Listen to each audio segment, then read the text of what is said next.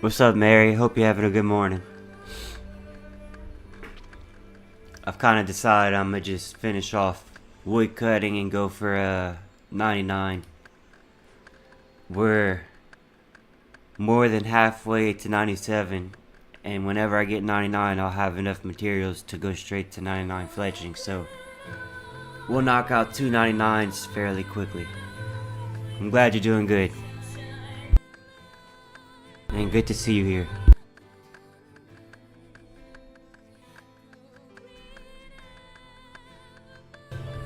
I got a little kind of, I guess, gaming block right now. I'm not sure what I want to do exactly in game. What I want to do really is raid, but I want to raid with people I know, not random people. So for now, I'm just gonna get the 99 wood cutting and fletching, and by then I should have something figured out for my raids. What's up, Black Bear?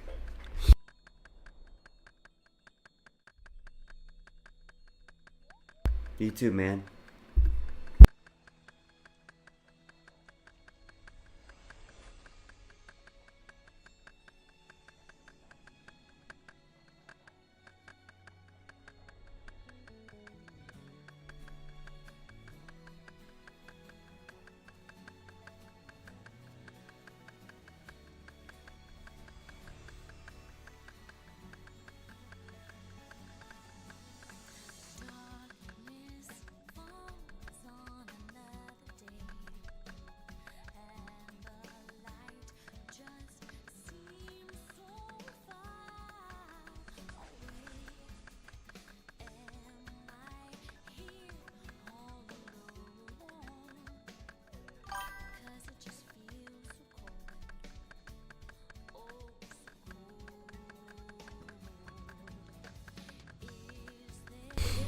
I'm doing well myself.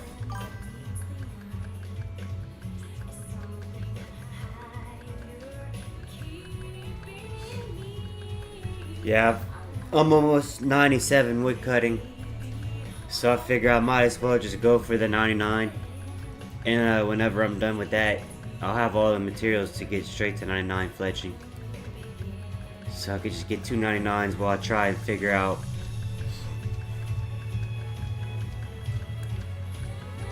well, right now I need to find two people that want to raid, pretty much.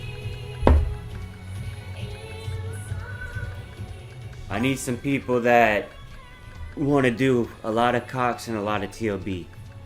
And I don't want to just keep having to find random people every raid or two to do those raids. I want to find some people we could just run non-stop, you know? I can't do neither of those raids solo, especially on challenge mode or whatever. That's really what I want to do in game, is do those raids, but I don't have the people to do them with right now. So in the meantime, while I'm trying to find those people or train those people up, which I'm working on it with my clan, I'm just gonna go for the 99 wood cutting. And also try and recruit and find those people. But yeah, that's kind of the plan. There's no single bosses that I want to do right now. I've done pretty much every boss in the game like 100 times plus, so. Or most of them at least.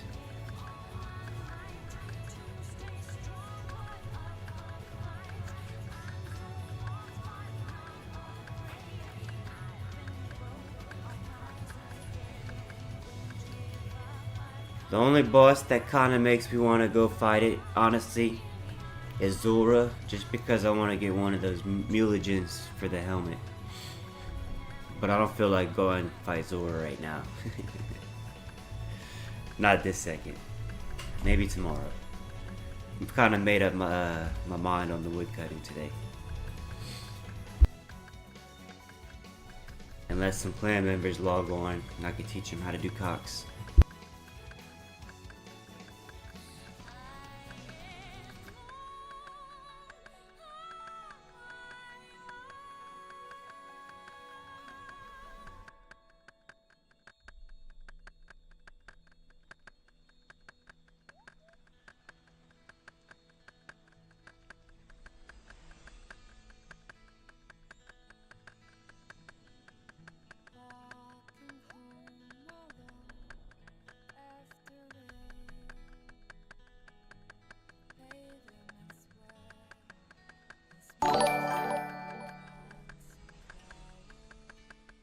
Appreciate the follow, Black Bear.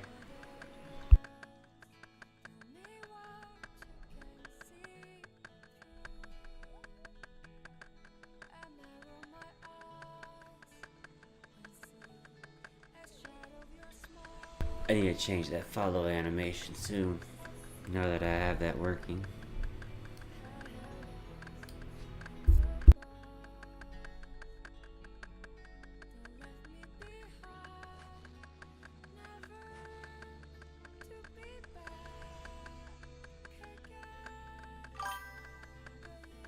Love you too, man. I appreciate it.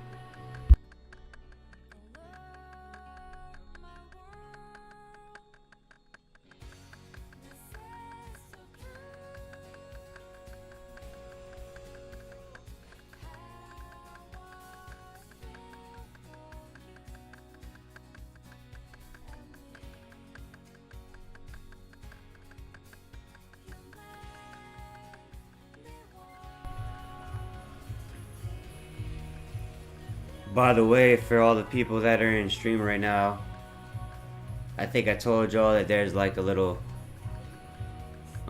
giveaway going on, and it's basically whoever hits the most points first.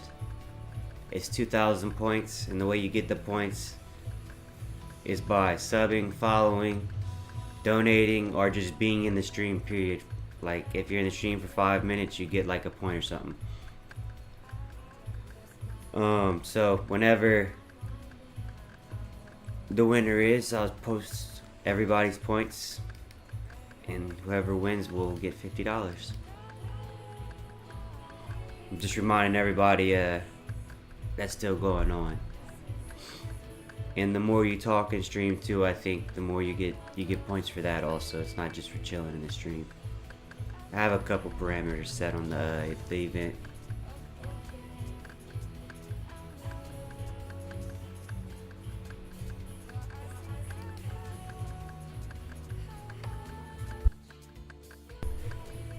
Yeah, it's made by my my mod. My mod has a campaign running for me.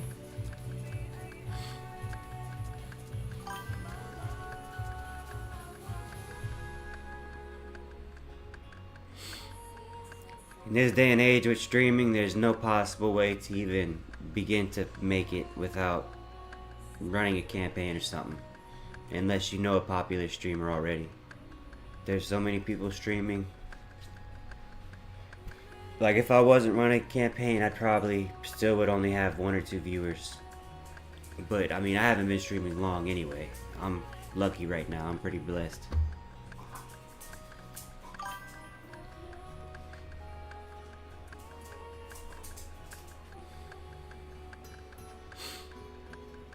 But I kind of made up my mind I want to stream, so I'm willing to invest the money into it to get to that point. Versus starting from, I guess, no resources at all, if that makes sense. Now let me figure out where the event is, that way I can see who's winning at the moment. Where is it at?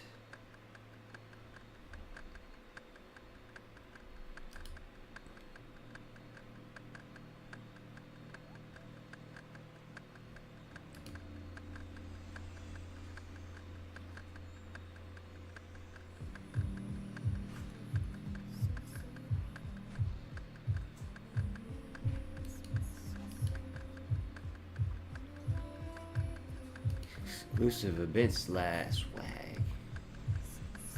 Enable merch.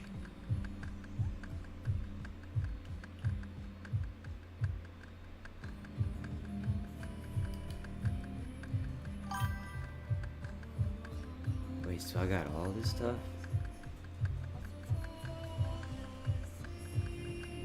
I'm confused.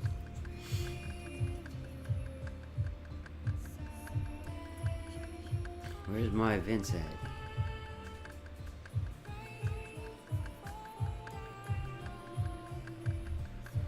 Luna, tell me where the event thing is. Why can't I find it?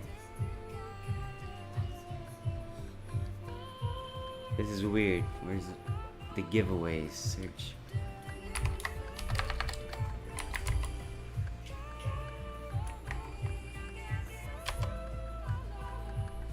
Okay, I think I found it. Alright, get started.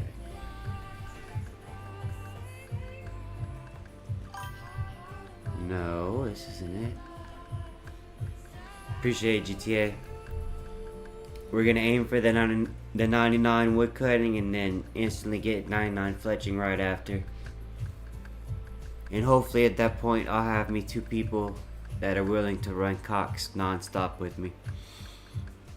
And then we'll get us a nice T-bow drop. And I can get back a scythe and move on to TOB. Or TOB. Oh, this isn't it right here.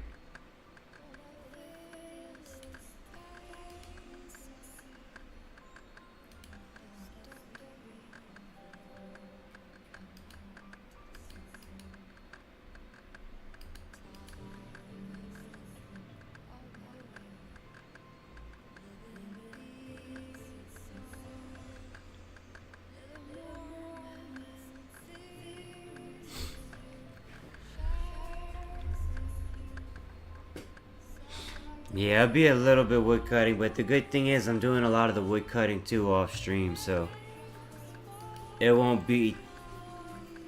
If I just did 4 hours of wood cutting a day, we'd probably be wood cutting for another 2 months. But I'd say another like week, and we'll be 99.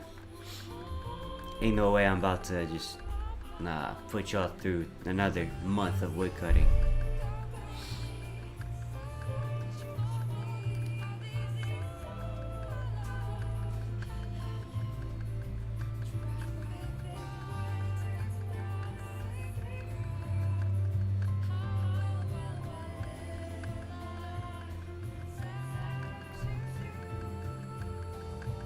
I thought there was a...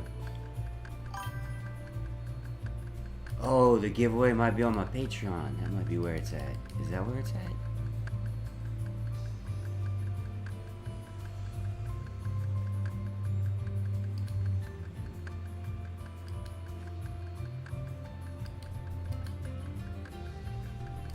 Promotions.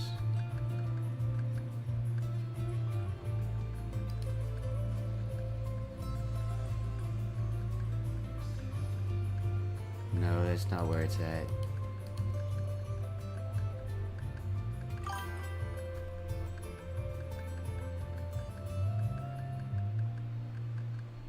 Nice, yeah, Kick probably did update.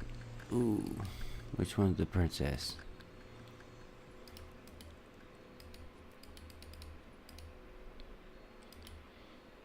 Well, which one of y'all are the fucking princess? Y'all look the same.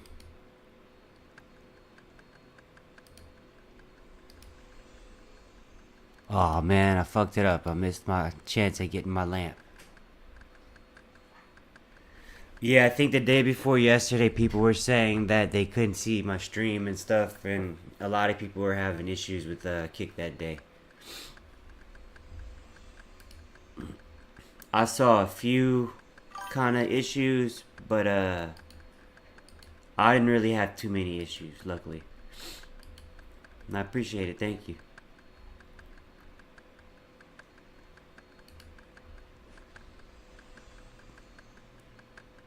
Where's my giveaway? I know I have it somewhere. Oh, maybe it's on Kick itself.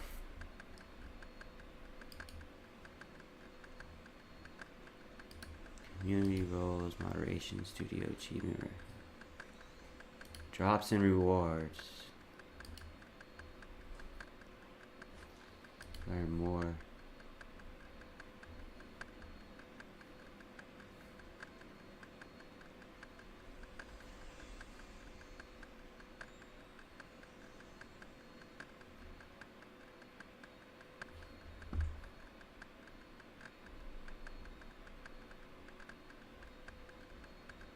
Yeah, I like that a lot too. Thank you.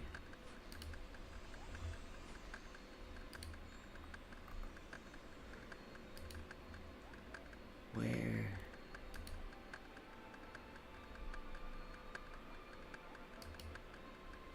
Alright, this is gonna bug me till I figure out where this is at. Where?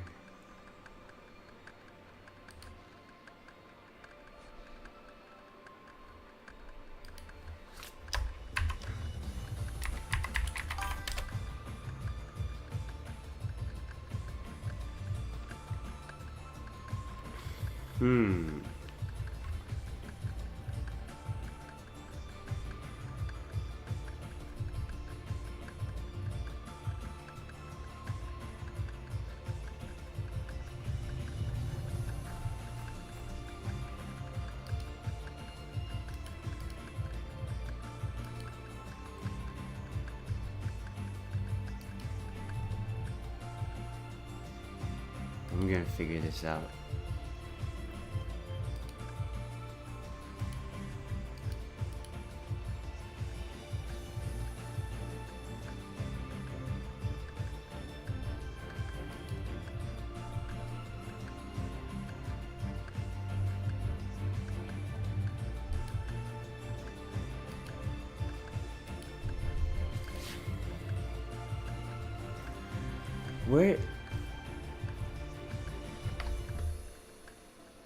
Where did this event, where did I put this event at? Where is it?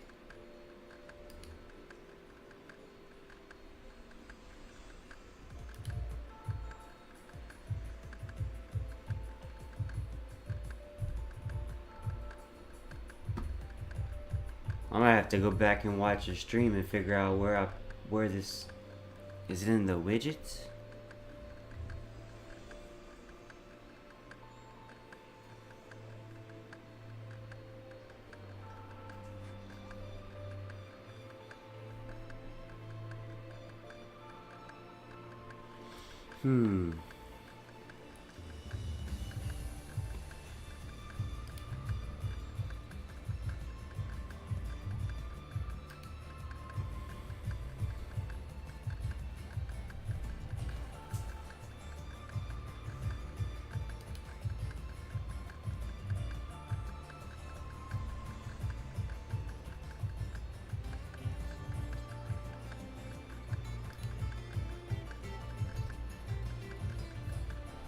It's just interesting.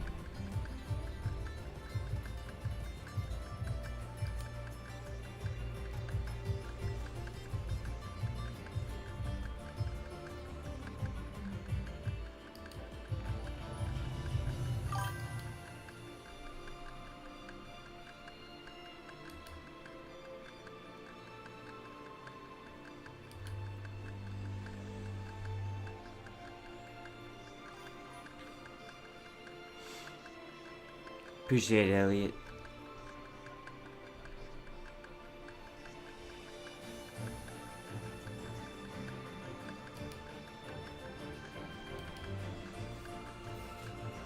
This is weird. Maybe was it in Discord?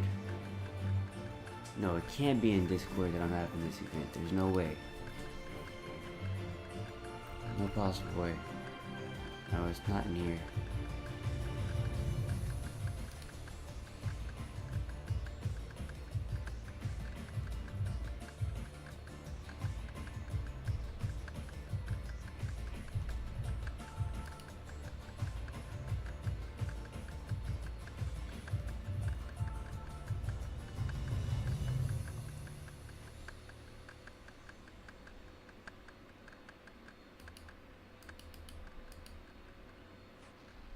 I feel like I'm trying to use my brain too much right now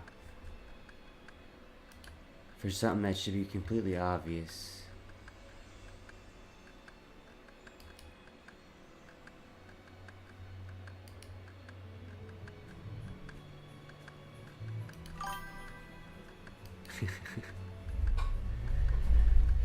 I know I have something. Where is it?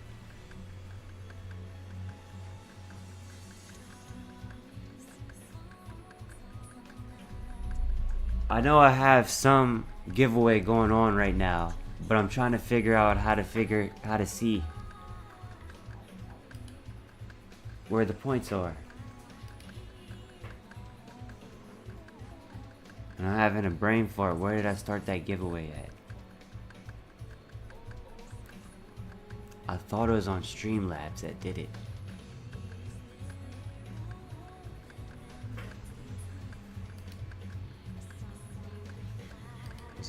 maybe? No, I don't have any Fs.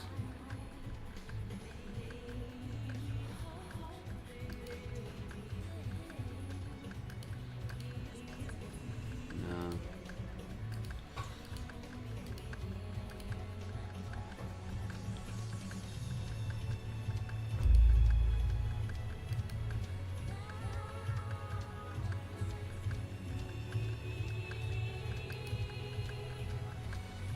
Maybe it's Cloudbot? No.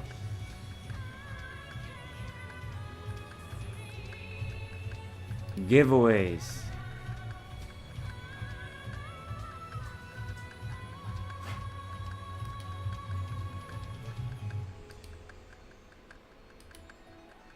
No way.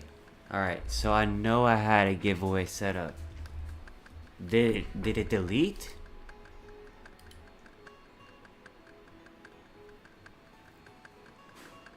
Oh, it did. Dude.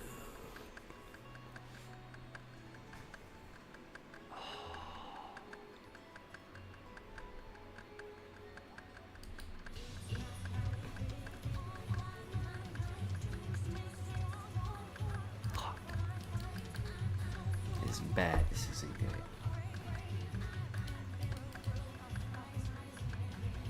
Oh, okay, I found it.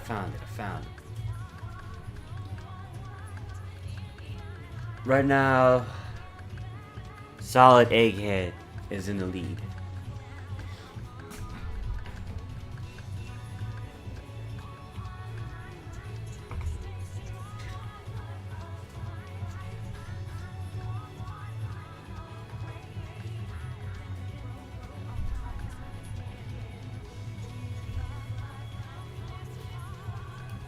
Let's see, this is gonna take a long time if I keep it at 10 minutes. I'll do it at 3. So that's bit 5. Alright, save.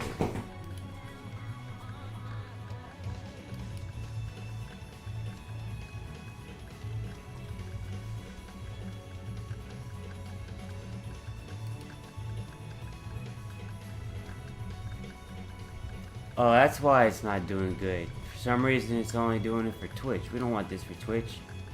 Turn that shit off. Reset.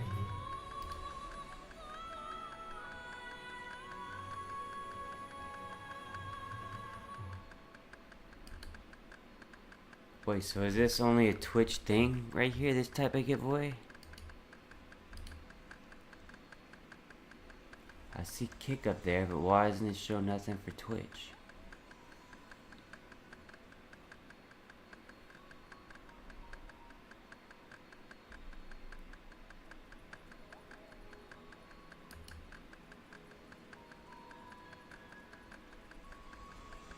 Yes, 50 million gold was gonna be the giveaway for being loyal. But why isn't it showing up?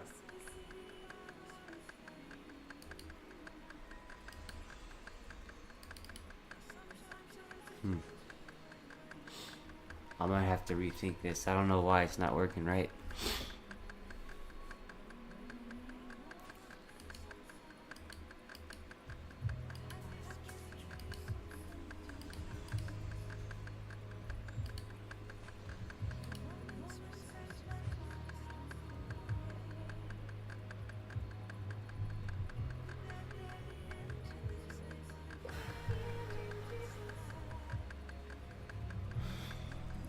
I'm gonna have to rethink the giveaway because it only works for Twitch right now, it looks like.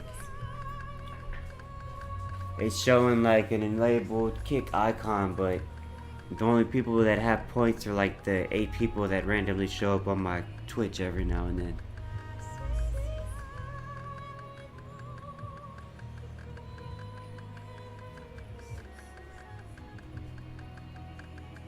That's interesting. Damn, I'm an idiot.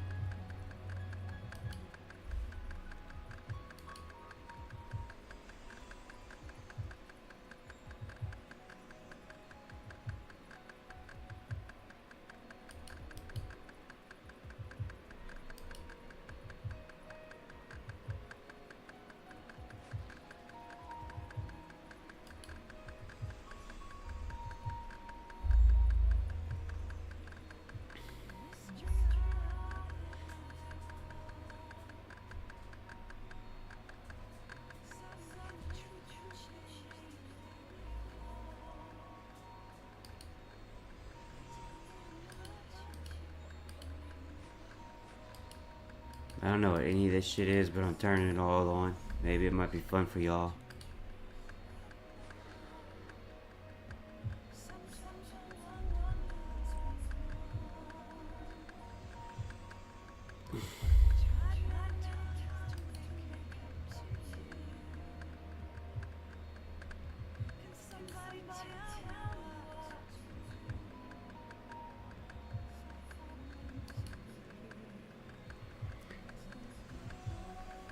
Yeah, see, I just did that command, and that command didn't do shit.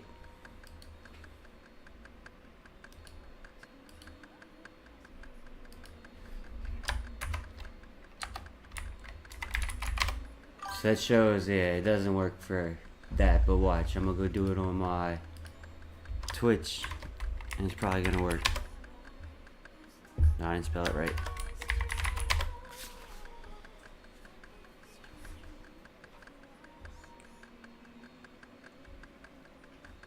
So that puts a hole in that event. I thought it went cross-platform.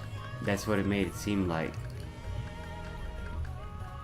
See, Streamlabs is mainly made to go together with Twitch. Like, it's the most compatible with Twitch. But most settings should also work with Kick. And at the top of the thing that I was using, CloudBot, it says it works for Twitch, YouTube, and Kick. And at the top of the event, I have Kick checked on and Twitch checked off. Yet, the Twitch people keep getting points and the Kick people don't get any points. So I'm not quite sure. I'll just have to figure it out. My Kick is active. Allow CloudBot to send to chat. Need to grab the machine chat. Open your crew chat. My Streamlabs.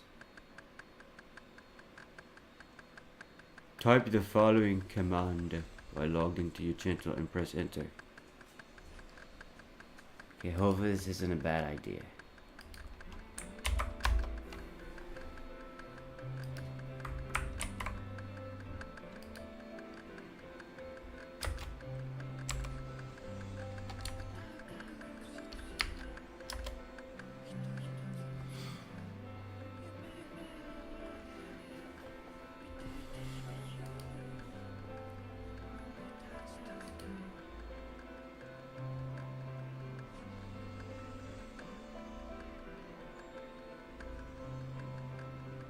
And for some reason YouTube will not connect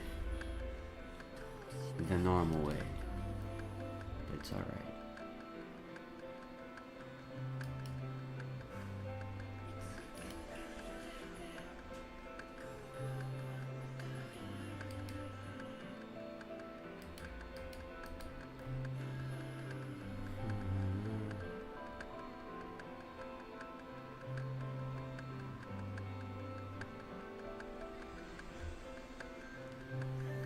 You currently get what? What does that mean? I don't know what that means.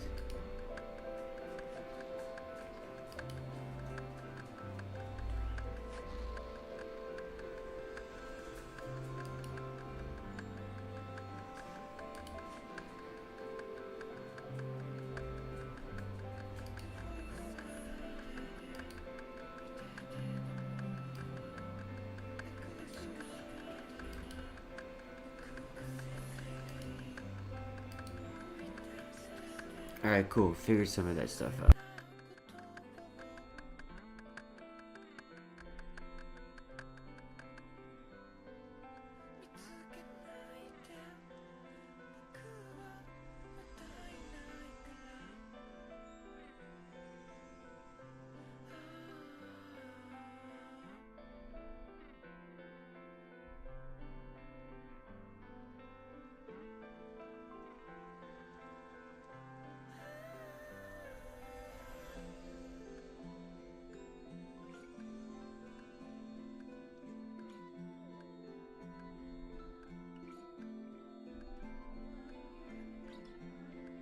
So I got a lot more thinking and planning to do now that I figured out this chat box Doesn't really work for shit except for Twitch. So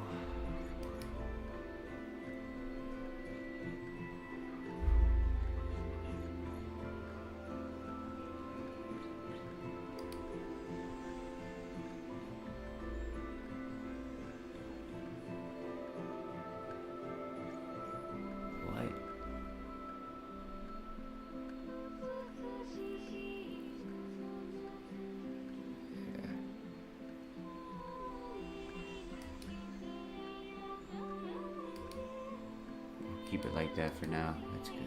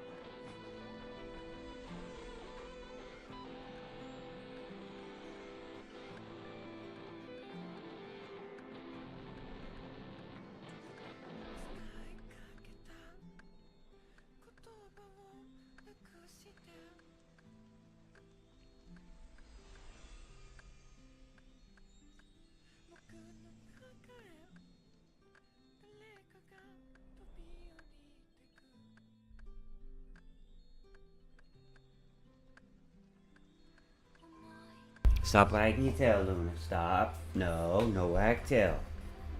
I don't want you to wag your tail. No. No. No.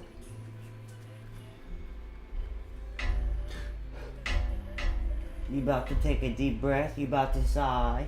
You about to sigh at me, little girl?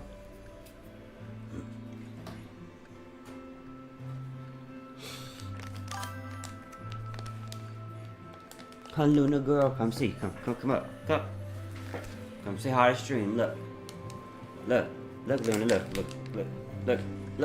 Look. Come see. Look, little girl. Look, Luna. Come, you're such a bad little girl. Look. I guess we're too far from the camera. There we go.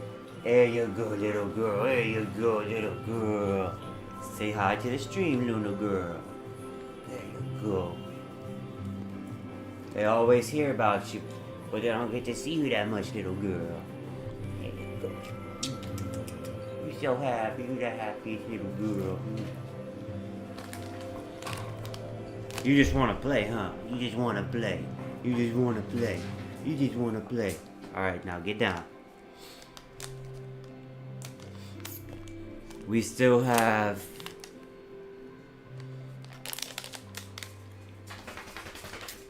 3 hours and 15 minutes before you can go play, little girl, so you better go find something to do.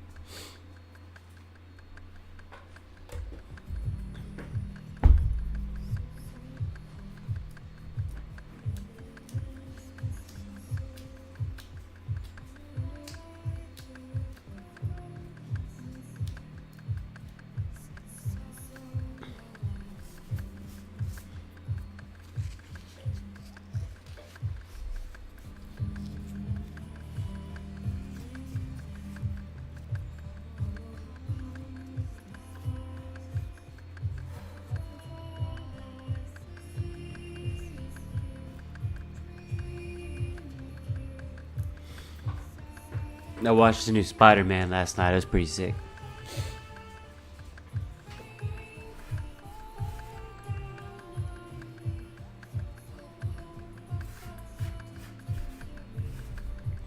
The Hawk is still a pussy, by the way. I mean, y'all thought Thanos did Hawk dirty? Spider-Man did even Hawk dirtier.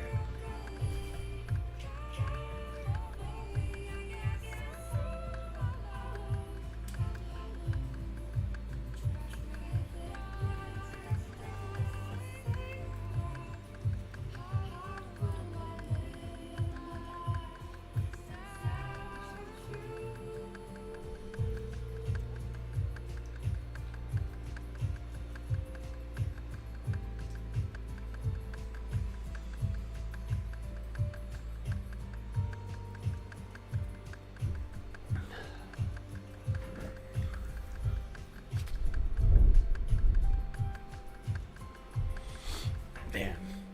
The in-game chat is unhinged today. They're talking crazy in there.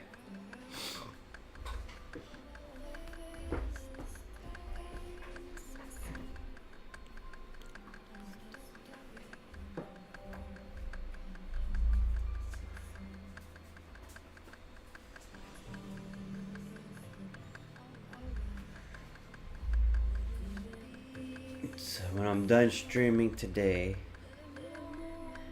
I need to disconnect every single thing off of Streamlabs and reconnect everything.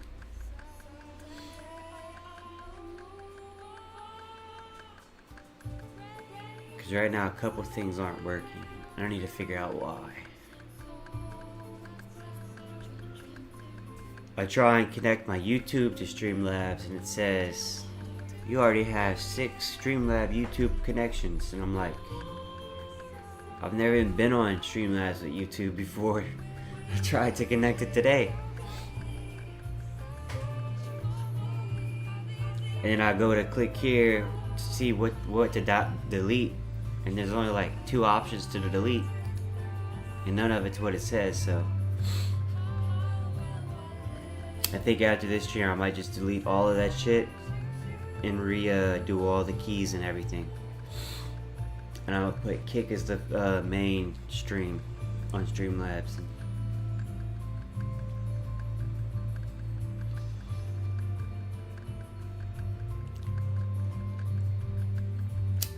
And I think that'll fix a couple issues that I'm having regarding some stuff I'm doing with my streaming. A big thing is not being able to see YouTube chat. I don't get too many views on YouTube, but I always miss their freaking chat because I don't keep the YouTube open.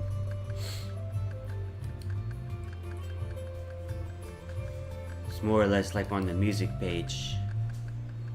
And then my other monitor has my stream, which shows all of Twitch and YouTube, Twitch and Kick chat.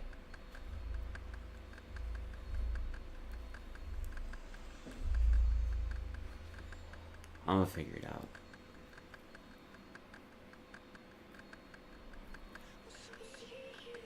Let's see. There's something also wrong with the... Where is it at? There's something wrong with the chat box right here. There you go. Now that got fixed.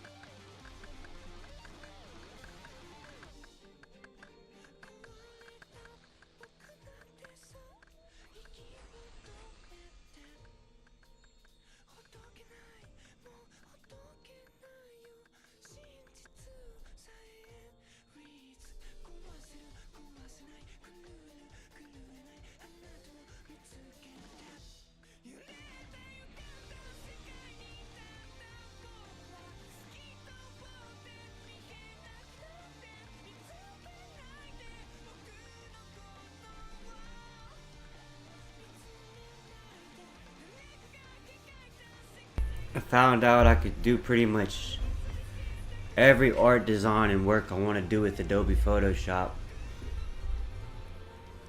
But it's kind of expensive, so thinking about it, I don't know. I'd also have to learn the program, we'll see. But it looks like that's what most people use to do a lot of stuff with. You can do mostly everything in it.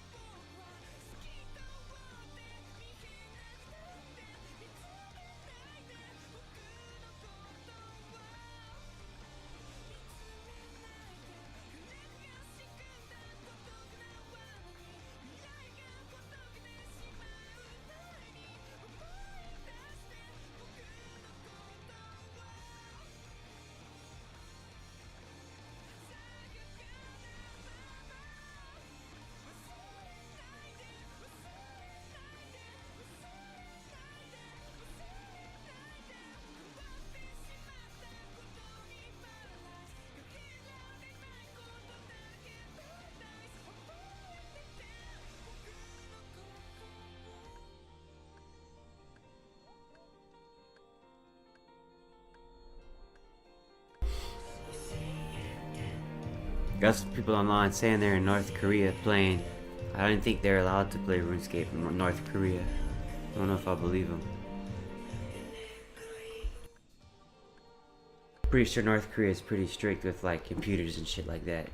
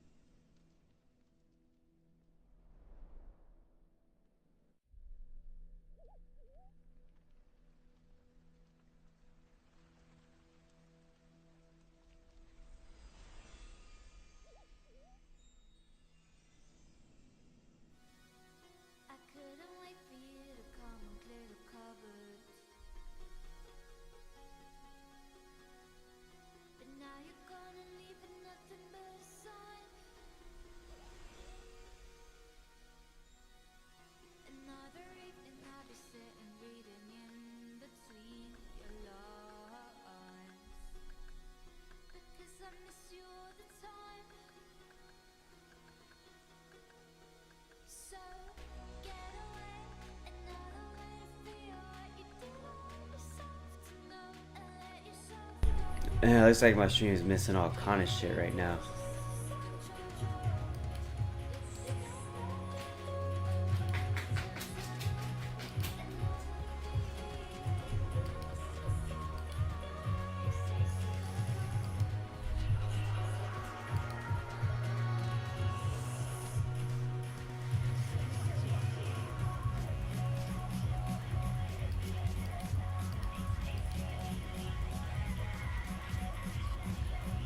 How did my sponsor banner get switched to Streamlabs?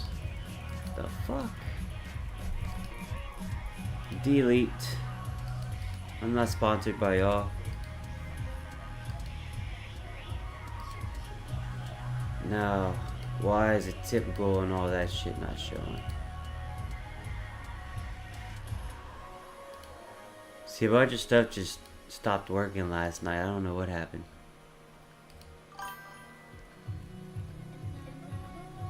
Yeah, it's all good. I'm gonna get it fixed.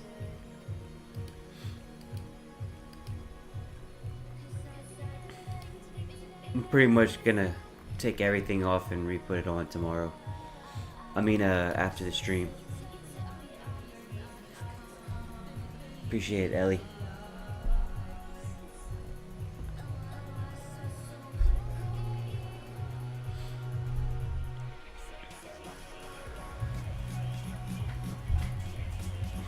If I could just get YouTube to sign in properly, I'll be happy. And then figure out how to make the Patreon actually sign in and work, but I think Patreon is different. I think you have to hit a certain threshold somewhere on Patreon to be able to like post videos and stream on Patreon. At least from what I read on it last night.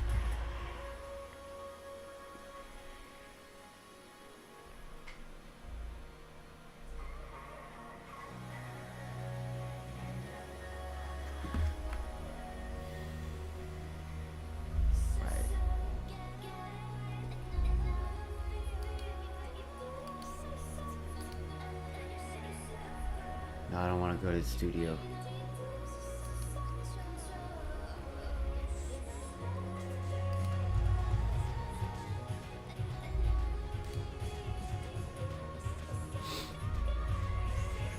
Alright, guys.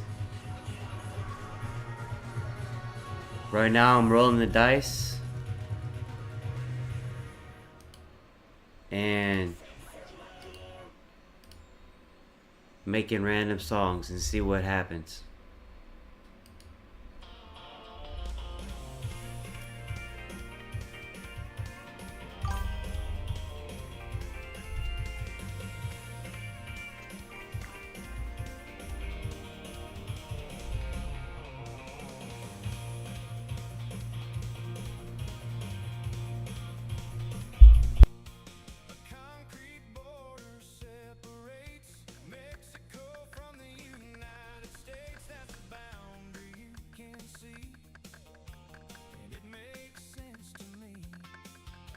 It says it's a cheerful song all about invisible boundaries.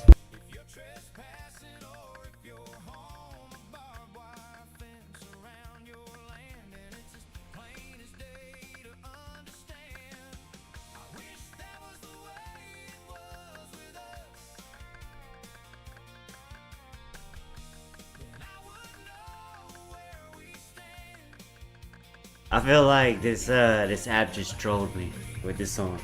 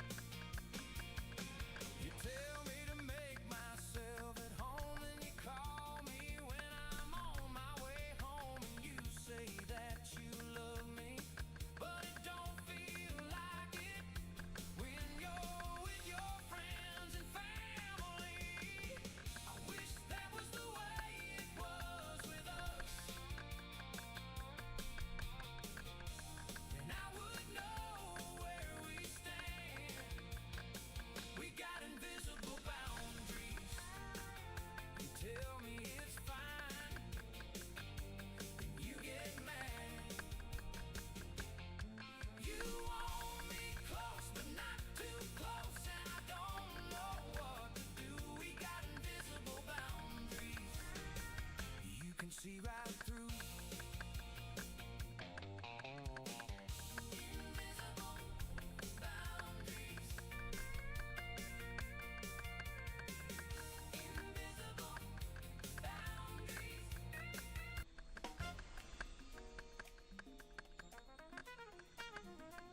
One, two, three, four.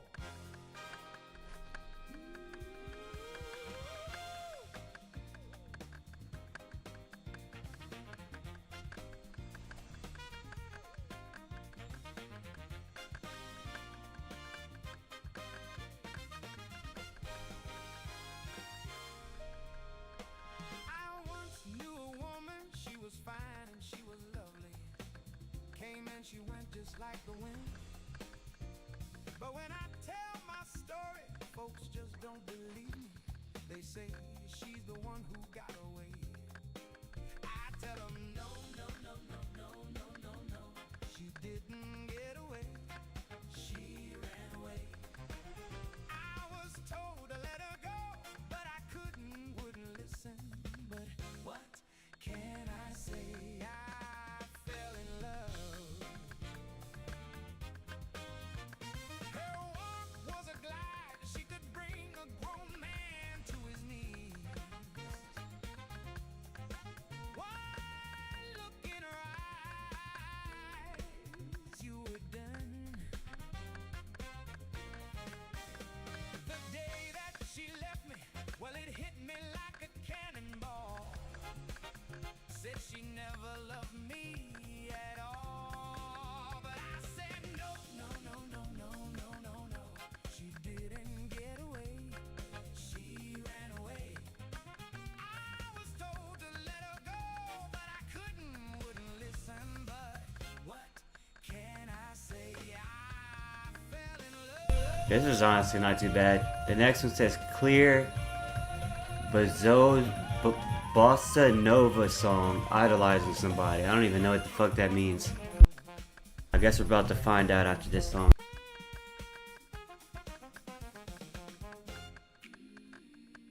Supposed to have some piano in it. Where's the piano at?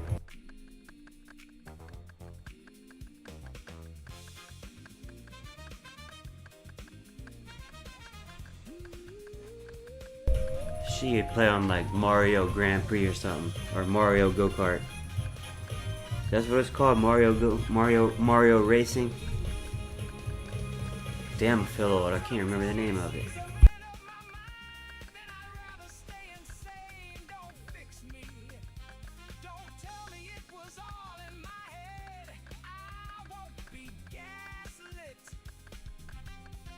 Just because you never saw her doesn't mean that she was never there.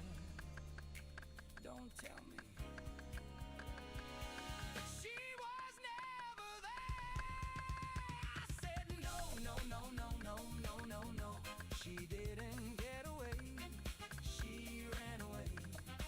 I was told to let her go, but I wouldn't listen. But what can I say? I fell in love. What can I say? What can I say? I'm remastering this song and making it better. I like this song. This is a good one right here. Where's it at? Come on. Remaster. Boom. As high as it can go. Perfect.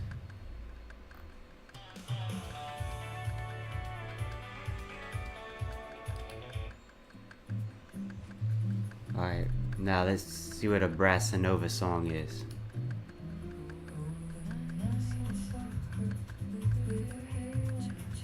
Okay, that sounds like shit.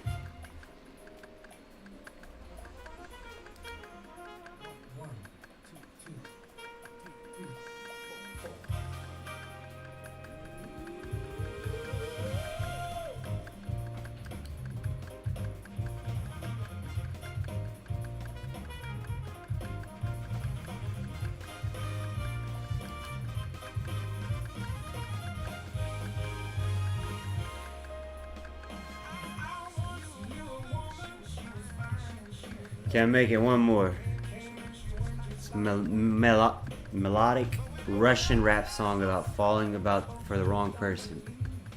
I don't think we'll understand any of the lyrics because it's Russian rap for some reason.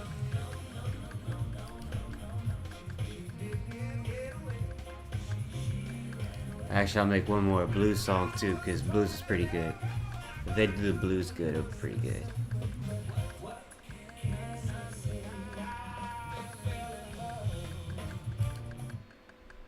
I want to see what the hell they're...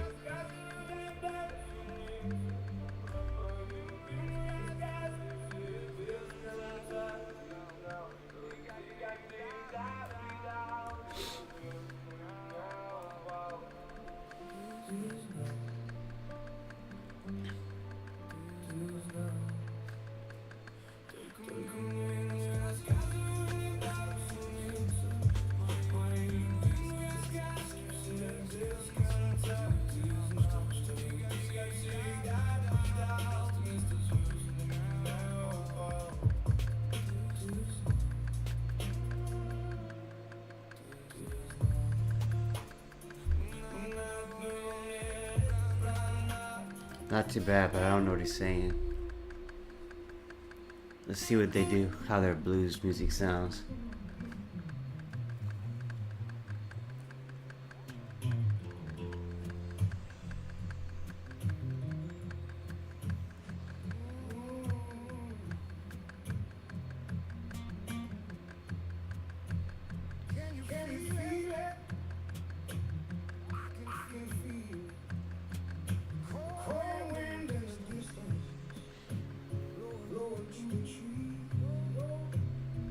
I got a better idea with this song. I got a much better idea with this song.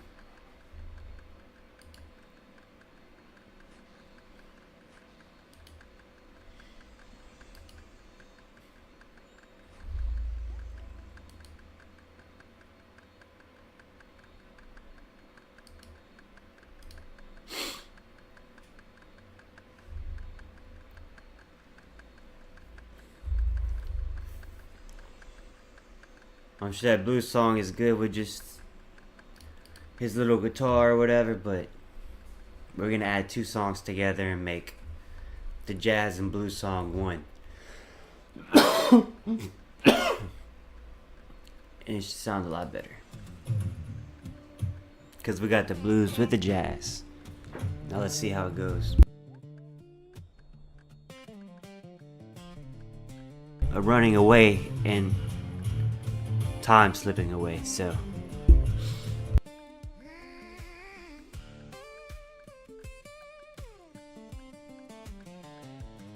I once knew a woman, she was fine and she was lovely. Came and she went just like the wind.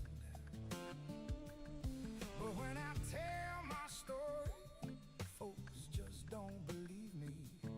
They say she's the one who got away.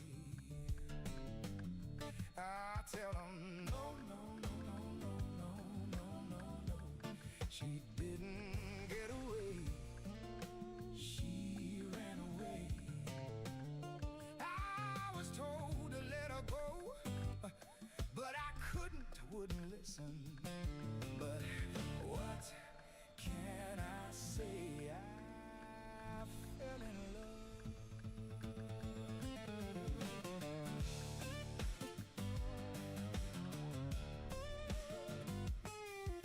this sounds like some Louisiana down south music right here. You don't hear this anywhere else but like down in the south. Like songs like this with this vibe.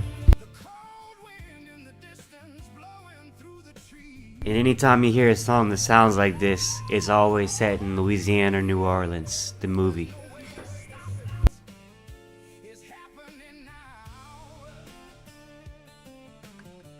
Got me proud of my heritage right now.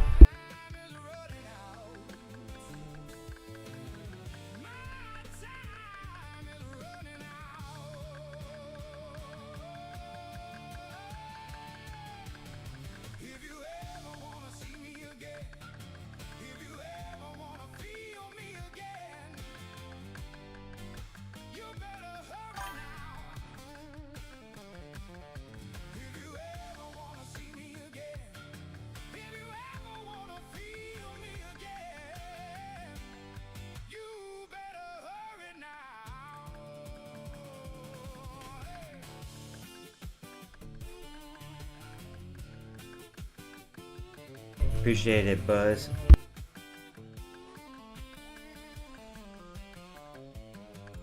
The day that she left me, well, it hit me like a cannonball. Said she never loved me at all. I don't know, I find this jazz pretty lit. I like it. I might make some jazz songs.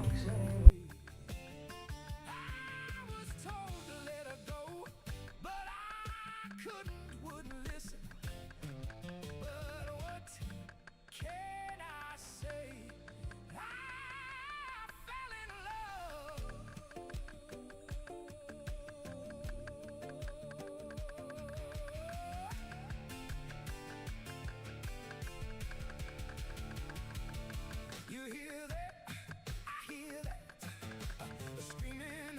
train, and she's coming down the track. She's moving fast, and I hear that if you're gonna jump on, you better jump on now. My time is running out. My time is running out. If you ever wanna see me again, if you ever wanna feel me again, you better hurry now.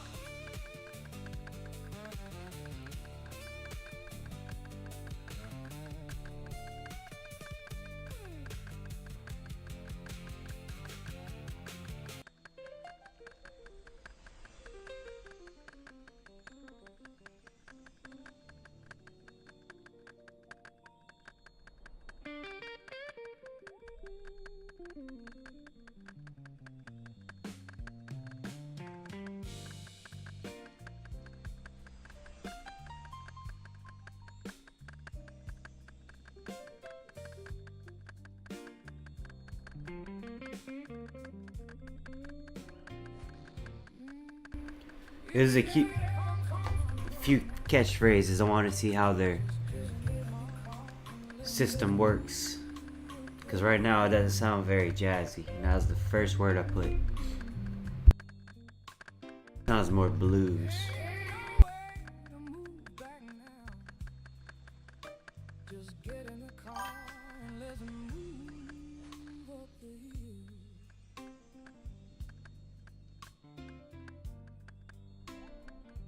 Now, baby, we can just pretend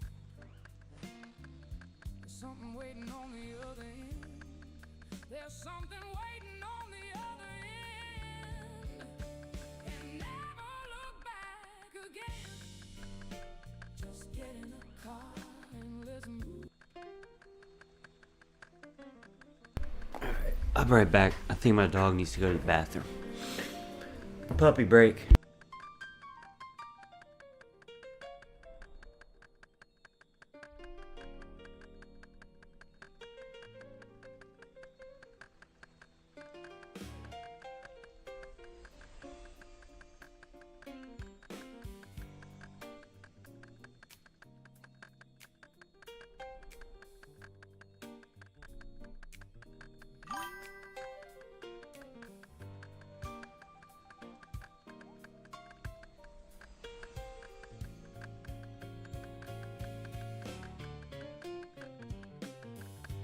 If it ever comes to running out, just get in the car and let's move up the hill. Ain't no way to move back now. Just get in the car and let's move up the hill. Now, baby, we can just pretend there's something waiting on the other end. There's something waiting on the other end, and never look back again.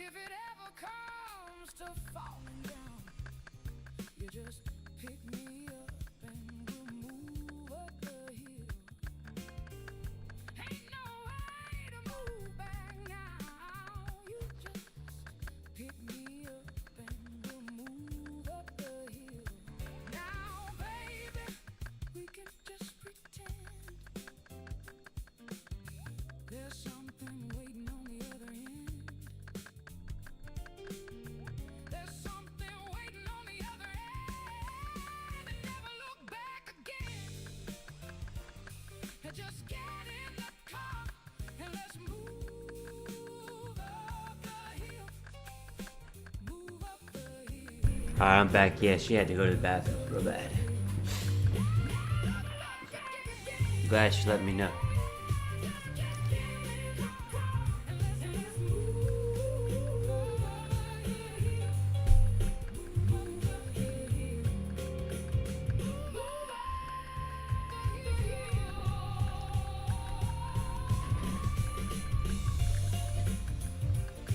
See, when I think jazz, I think saxophone, maybe some baritone.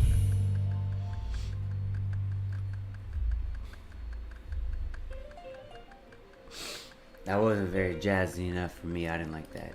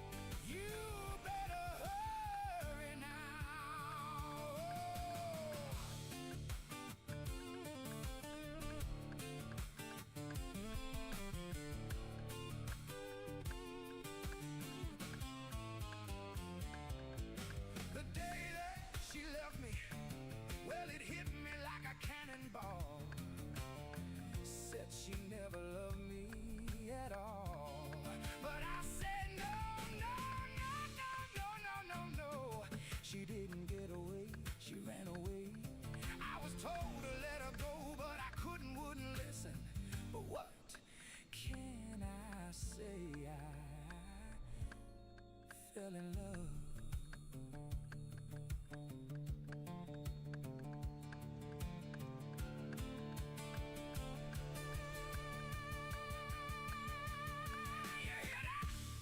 I hear that, the screaming of the train, and she's coming down the track, she's moving fast.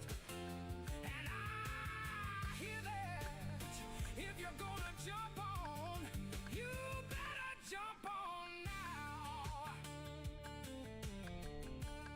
My time is running out. Oh, my time is running out. If you ever want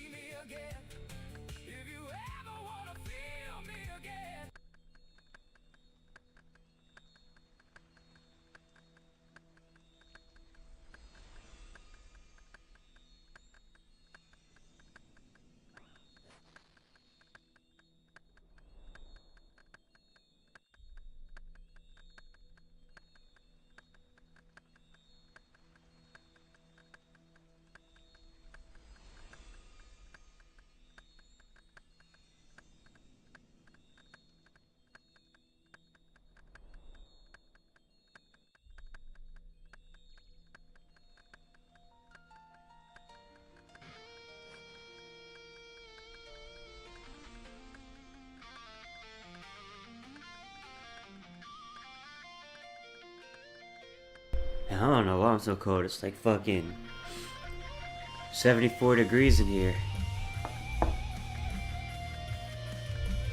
I got it set on 75. If that AC kicks on, I'm gonna have to turn it to 76. Shit. It must not be too hot outside today. Lately, Louisiana, usually like during the summer, it's past 100 degrees every day. It must be like in the 90s right now today. That's the only thing I could think.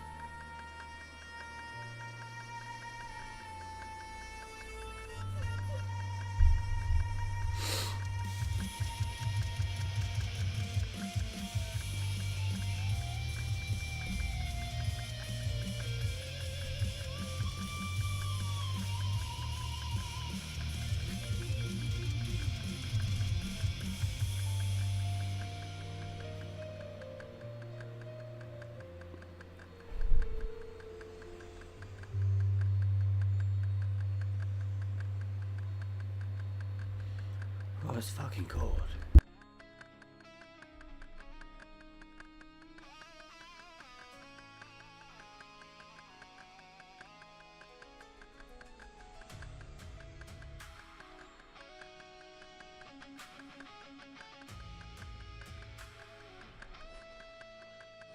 I still said to place down, then catch myself and laugh. Your shoes stay by the door, like you might come back. I wear the same white shirt, try to look unchanged, smile in the hallway mirror, practice my own name. I say I'm fine, while my hands shake slow. Everybody keeps moving, I just move like I'm told. I'm trying to be normal, but normal doesn't fit. I'm trying to be normal, with a hole in my ribs like this. Say my name, say it plain, help me look the same. I'm trying to be normal, but I don't know how to wear this pain.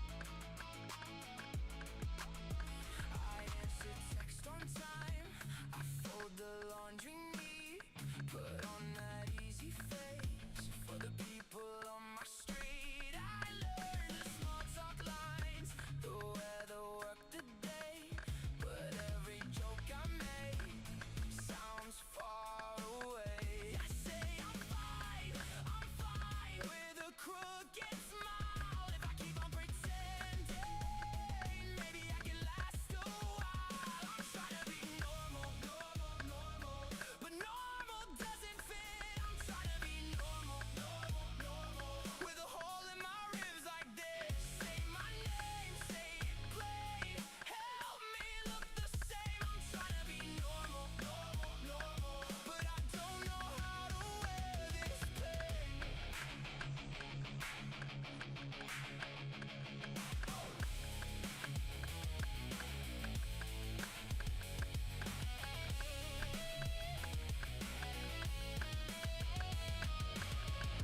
Some nights I forget, then it hits like rain. I hear you laugh in the dark, and I start again. I don't want perfect, I just want light, something I can carry through the whole damn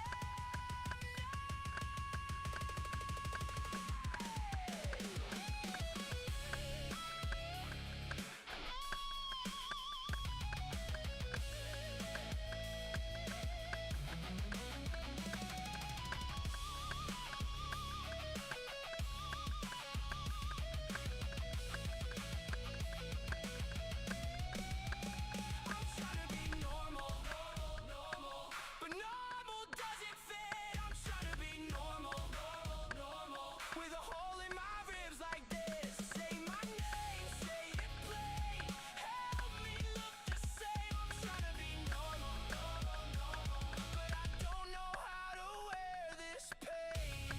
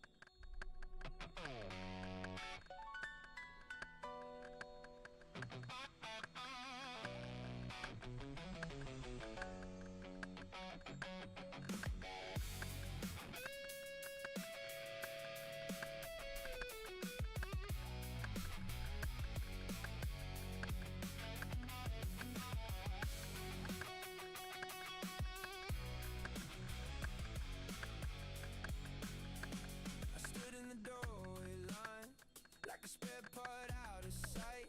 You said my name, then moved right past, like I was glass in a crowded room. I learned the shape of weight, the taste of being almost chosen, left on red in a face to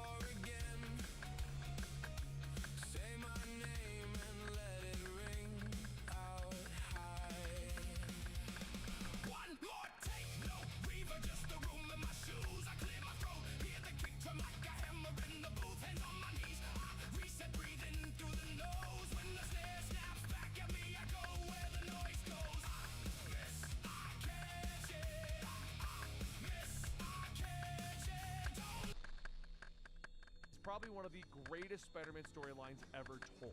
This came out in a universe known as the Ultimate Universe, and it told a complete story for Spider-Man. Story time. And I wanted to let you guys have that story. I don't feel like listening to the music right now. So today we're going to bring you the full story of the Ultimate Universe. Many things are familiar. Oh, my food's ready. While there are many things that like about this world, in the end, it was just Secret Wars. Some of the best parts were then merged with the original Marvel Universe. But that is the end of the story. I'm jumping ahead of myself. Because I'm here to tell you that I'm giving some plan, a spider, and we need to go back to the beginning. In the lab. You see, in this universe, the tales of the different start to start. Osborn Industries, the company that belonged to Norman Osborn, was conducting experiments, which led to experiments with a spider, which was accidentally let free from its container. And this brings us to our young 15-year-old with his mind on other things. Alright, got me some food now. While his life as a punching bag always took a toll on him, there was someone who gave him hope and helped him through. His Uncle Ben. You see, his parents both died when he was young. They left him in the care of his aunt May and Uncle Ben. And Ben, well, he looked after the boy like any father would. Peter was also close friends with the wealthiest kid at school, Harry Osborn, son of Norman. So that night after dinner, Harry came by the Parker pad as he told him about biology. And that's when Peter explained that his parents were supposedly killed in a plane crash, and that on the board in front of both the boys was a formula that his father came up with before he died. The next day, the whole school went on a field trip to Osborn Industries, where the fateful act happened. The weird spider from the start of our tale crawled out and bit Peter Parker on the hand, and with that, he hit the ground, right away starting to feel weird. Now this part of the story remains much of the same. A young boy begins to slowly discover that he has powers, everything from strength, speed, and agility. And while this is going on, Norman Osborn had Peter followed. He knew of the spider that bit Peter, and he wanted to know what was happening. Was the boy going to live, or was he going to die? As things progressed, both Peter and Osborn began to see the growth of his abilities. But the problem is that with the growth of Peter's abilities, also grew his ego. And eventually he grew cocky. You see, as one of the kids picked on him, he retaliated, and he actually injured one of those kids. The parents demanded that Uncle Ben and Aunt May pay the $2,500 hospital bill for their child, which drove Peter further into his own head. He had these abilities now. Why shouldn't he use them? And why can't he make money from them? He decided to enroll in wrestling matches to win a little money. But of course, he had to wear a mask, as they wouldn't let a 15-year-old kid enroll in these things. The story of Peter Parker kept progressing as he excelled at sports and continued to win these matches until eventually he made an actual Spider-Man suit. But back at Osborn Industries, Norman decided that if this kid can gain powers from his formula, why couldn't he? So he has an individual known as Dr. Octavius run various tests on Peter's blood, and they figured out the perfect formula that made Peter into a superpowered individual. Except when they tried to test it on Norman Osborn, Dr. Octavius changed something in the formula. Something that he wanted to do, something that he wanted to alter, and it went wrong, and the entire lab was destroyed, and Norman Osborn went missing. Back with Peter, he continued to win at each and every match as Spider-Man, and as it was all working out, Peter was walking home one night when a thug ran up on him after robbing a deli. That was it, the moment that Peter could alter his entire history. This universe could go a completely different path. So what did the Peter Parker of the Ultimate Universe do? He let the robber go. It's not his problem, he told the deli owner. After that, Uncle Ben and Aunt May confronted him at the door to ask about his grades and ask why he was slipping. An argument ensued, and Peter ran off into the night. He ended up at a party with girls coming on to him, and Mary Jane upset that she saw it. She did have feelings for Peter, though she didn't really know how to tell him, and seeing him with that other girl, well, she left the party. Peter chased after her, but as he got to the door, Uncle Ben was standing there, because his 15-year-old nephew was now at a party, and he was there to bring him home. He took him outside to ask him why he was doing this. He's such a smart kid. Why waste away his potential on things like these parties? He told Peter various things about his What's up, Santa Cruz? Responsibility and what this means. He told Peter that his father believed that he was destined for great things. And with all of the great things that he was destined for, great responsibility would come. But that angered Peter more as he wanted to know if his father knew so much, why did he leave? And he ran off into the night, a confused kid. And by the time he got home, it was too late. You see, Uncle Ben and Aunt May, they were playing cards when they heard a noise in the back of the house. Ben decided that he would go see what it was. Same here, just grind into 99, almost, let's see, almost 97, wood cutting. Didn't feel like listening to music, so I put on some free comics for us. Many of you know where this story goes next, but Peter tracked the murderer down into a warehouse and the police cornered him. He crawled in, and after pinning the man down, he realized that it was the same man, the one that he failed to stop after the deli robbery. If he had stood up and done the right thing at that moment, this never would have happened. So he strung the robber up, refusing to kill him. Peter thought back to the full conversation that Uncle Ben had with him about his father, and he remembered the words exactly. Great things are going to happen in your life, Peter. Great things. And with that will come great responsibility. He looked at his mask with tears in his eyes, telling himself, I do now. He went off to become the hero that he was meant to be, saving kids from a burning building, beating up robbers and thugs, and stopping the crime of the city. And when he got home, he saw Mary Jane. She saw him and told him that Aunt May was staying at her house with her parents. He tried to talk to her, but he broke down crying, and she held him while he cried it out. Appreciate it, homie. Taking this turn of events. Well, J. Jonah Jameson wasn't exactly taking it lightly, because he saw a guy running around in his underwear and assumed that he had to be a menace. So he wants as much information as he can get on this Spider-Man. While this is happening, Spider-Man is off inventing some new technology to go with his whole Spider-Man image. Basically, he created some web shooters using his father's formula for a molecular adhesive. It's strong, it's sticky, and he can shoot it out of his wrist thanks to some web shooters. The next day at school, Harry finally returned to school after losing his father in a freak lab accident, and as Peter is checking in on him, his new spider sense begins to go off. And following that, there's a loud boom! Fire and smoke begin to spew out of the school as Peter runs through the hallways trying to figure out what's going on. And it's Harry who seems to know as he's shouting, "Help me! He's here!" Using that as his entrance, Spider-Man arrives and he bolts into the building to see what exactly is happening. And with the sprinklers above raining on his head, Spider-Man calls out to whoever did this, and a very large man in a torn cloak stands in front of him. As a hall monitor, I'm going to have to ask you for your hall pass. And the man's eyes glow. He begins to hurl fireballs at Spider-Man. He bounces off of the walls, alerting our villain to the fact that this is a fire hazard, and he throws the mysterious villain into the lockers. The villain gets up and begins to swing, continuing his silence as Spider-Man continues his jokes, until eventually the villain slams Spider-Man into a wall, launching him out of the school. He continues to squeeze Spider-Man, keeping him from breathing, and then he lands in a park and he jumps again. As they're leaping through the air, his cloak begins to come off and Spider-Man sees a big green goblin face, which growls the word, Parker.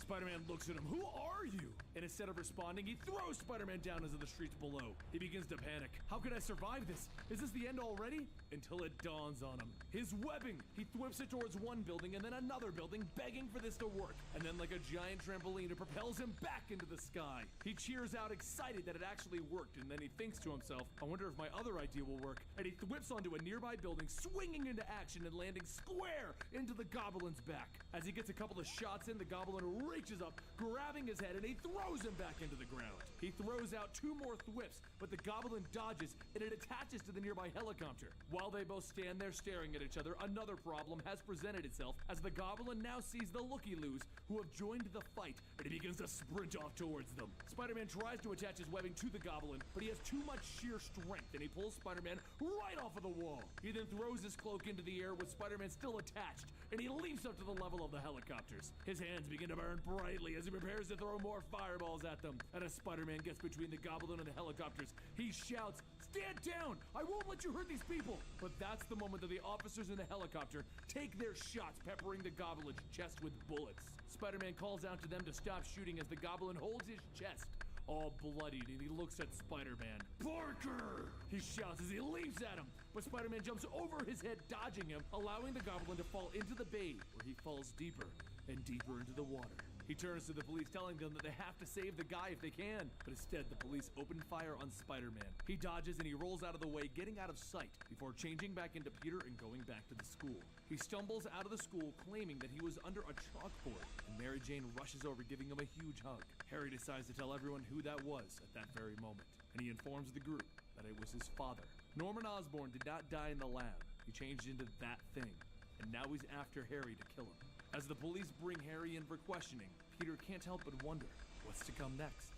Our story begins as a man stands over a group of security guards, telling them that he's pretty sure he didn't get paid enough to take another hit, so they should probably just give him the money.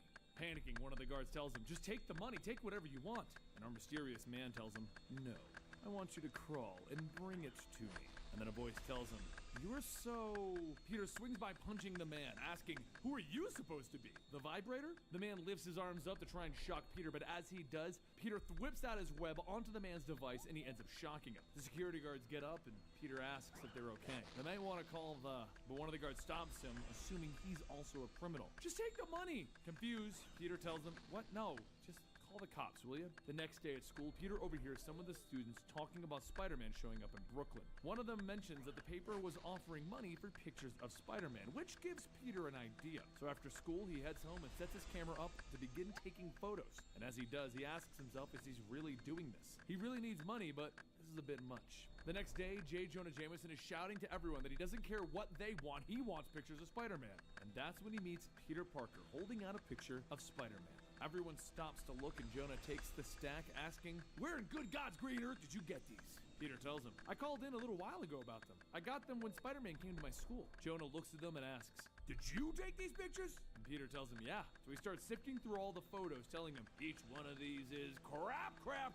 From the bunch, there's one that he pulls out." Jonah eyeballs Peter up and down and he says, "Old are you?" "I'm 16, sort of." And Jonah tells him, "Fine, I'll give you 50 for it." But before Peter can ask anything, Betty Brant begins to scream at her computer, shouting that she will light this whole place on fire. Jonah asks her what's wrong, and Betty tells him that she's an associate book editor, not a web designer, and she can't get this thing to work. It constantly freezes. Peter looks down at the screen and tells them that he sees the problem, and with a few clicks, he clears out the script error. Jonah begins signing over the payment of the pictures and asks Peter again, "How old are you? You go to school or something? You need a job?" After accepting the job, Peter heads home for the night, and as he sleeps, he begins to have the same nightmare that's been haunting him ever since Uncle Ben's death. He wakes up screaming that he couldn't stop it. He just couldn't stop it. So the next day, he decides he's gonna go look up information on that robber. And as he enters in the information, 2 links pop up, one with an image. The image shows the man with other thugs. And through a link of all of the thugs, Peter realizes that the man at the top of the list is Wilson Fisk, the Kingpin. After work, Peter spies on the 3 thugs that he saw in the photo with Uncle Ben's killer. As the men head into their hideout, Peter kicks the men inside, telling everyone that he's here to sign up for the wet t-shirt contest. Dan goes to grab his gun, but Peter whips his webs out, knocking the gun out of his hand. The bigger man, Ox, steps up, and Peter punches him with all he's got, and quickly realizes punching Ox may not have been the best idea. He swings, knocking Peter into Dan, and then Montana cracks her whip, wrapping it around Peter's neck. She tells everyone that this is just a Fed trick. They need to throw this kid out and bolt the doors. Ox tells him that he's just being paranoid, but as Ox tries to swing again, Peter jumps up onto the wall. As he lands, he pulls on Montana's whip, and he throws him into Ox. He then webs up the 2 of them and throws Dan into the group. Peter looks at them and tells them, "I know you guys work for the Kingpin. I would like to know where he's at." So they go ahead and spill the beans, and they tell him that Kingpin is holding a fundraiser at his office on Friday. A real MVP, VIP sort of thing, real legit. Peter then realizes that they're kind of spilling the beans on a lot of information and asks, "Why are you telling me all of this?" The man says he works for Kingpin. Doesn't mean he has to like him. Seconds later, the front door is kicked in by 2 FBI agents bursting in, telling everyone to freeze. The woman stops for a moment and then says, "It's him! It's Spider-Man!" Peter tells them that it's really not what it looks like, and the agents tell him to put his hands in the air. Thinking quickly, he tells them, "Look at the time! I've really got to get going," and he jumps over the agents and swings away. The next day, Peter stops by the newsstand to read the headline, "Spider-Man, Mob Menace." Later that night, as Peter heads over to the big VIP MVP thing that Kingpin's doing, he gets to the tower and he watches as Kingpin gives his speech. Peter tells himself that he's going to find a way to expose Kingpin, all of the drugs, thievery, and murder. All he does is write a check, and suddenly he's a good guy? Ironic, really. People think that Kingpin is a good guy, and Spider-Man is the bad guy. As Peter climbs up through the window, he begins to search through Kingpin's office, and then he suddenly notices a lens in the distance. Kind of sounds like this should be a Daredevil in this story and not Spider-Man. Like, didn't we just hear Mayor Fisk versus Daredevil, you know? Kingpin grabs a hold of his arm, asking who sent him, and through the pain of having his arm crotched, Peter tells him, Carson Daly! He kicks himself away, and Kingpin tells Electro to take care of this. He needs to get back down to his guests. Out of the group of men behind Peter, one man's eyes begin to glow, and electricity begins to spark around him. Electro fires the bolt of electricity, zapping away at Peter. Kingpin tells Electro that this is his office, you know. And after a few more blasts, Electro finally hits him. He tells him that he's sorry about the room, but this really isn't an exact science or anything. And Kingpin tells him to just take off the mask. One of the men pulls Peter's mask off to see that he's a kid. He then tells the men to call for Mr. Big. His presence is required.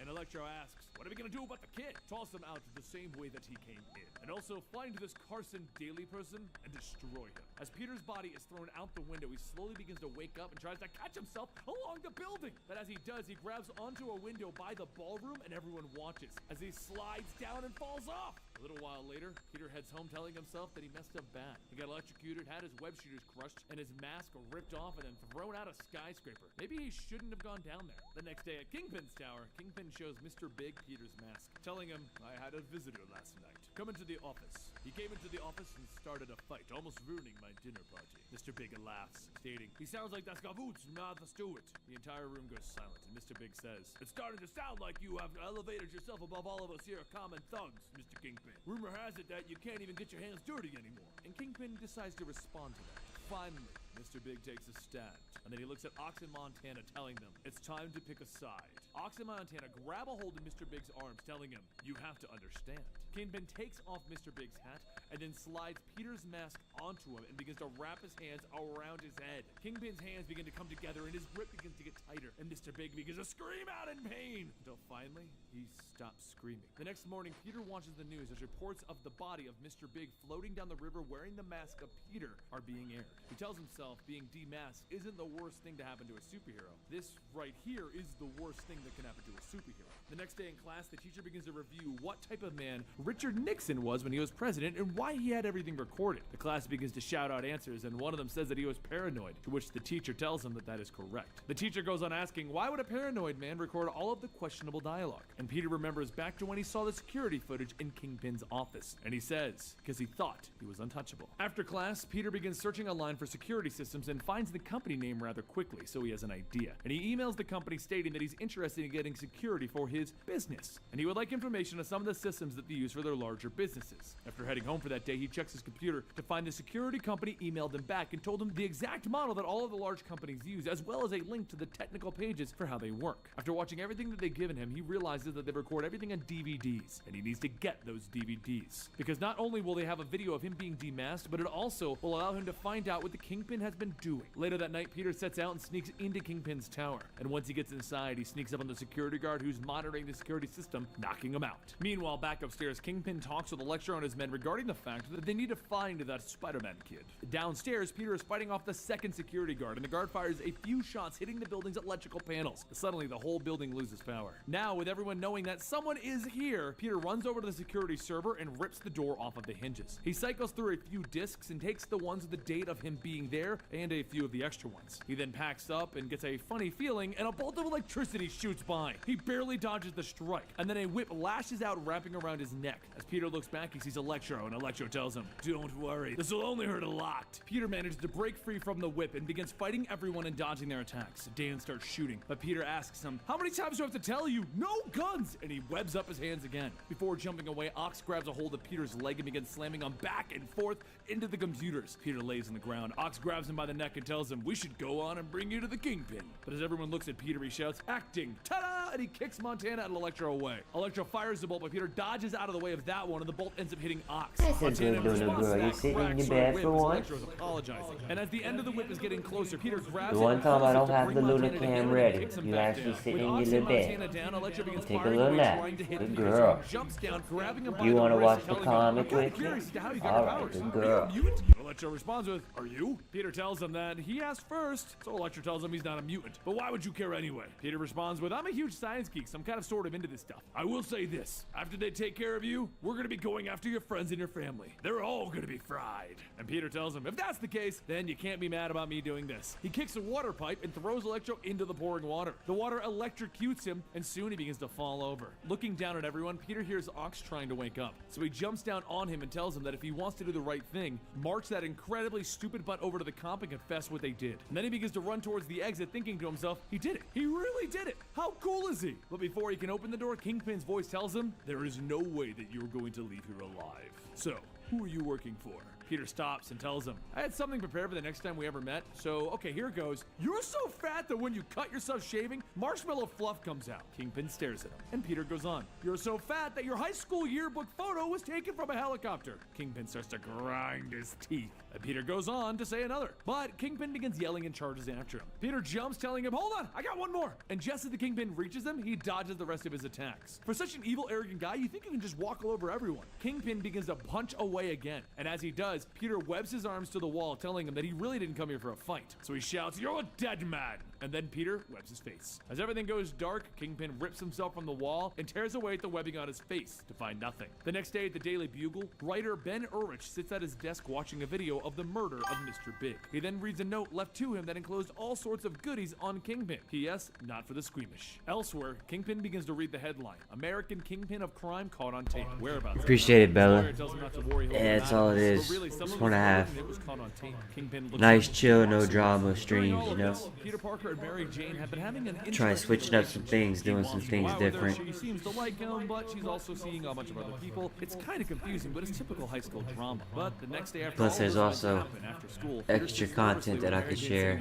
Tells her, so yeah, there's something I wanted to tell you. She stares So I thought I'd figure I'd try something different, since I didn't really feel like talking much today anyway. Peter tells her, you gotta promise. So she says she promised. Glad y'all enjoy A it. few awkward moments of silence. He tells her, I'm Spider-Man. She looks at him and asks, You too, Jerky. like the superhero Spider-Man? He tells her yes, and she bursts out laughing, so much so that she falls off the bed. She tells him to shut up. He's being such a goofball right now. And he says that he knew that he would have to do this, and he begins jumping from wall to wall. She watches and stares, and Peter asks if she's going to be okay, and then she begins to scream. Peter tells her to be quiet. Aunt May is home, so you gotta. But then May's voice shouts, what's going on up there? Better not be any hanky-panky. After finally controlling herself, Mary Jane asks, how did it happen? And Peter explains that it happened when he went to Harry's dad's work and the spider bit him. That's when she realizes that the spider almost bit her, and she could have been Spider-Man too. And then the next part of the conversation goes on to what is he gonna do because he's Spider-Man, and can she see the costume? Over at the medical facility, They have a lot of pretty cool they begin to try and decide full if it's comic turn it stories into too that that you could doctor play for free Octopus without is getting in dead. trouble. When the man slowly And not even just comics, like some really cool like webtoons that are made in Korea. Not even like anime. I don't know what they call. I think they just call Korean comics webtoons. And they have some really good ones. That's where Solo Leveling came from.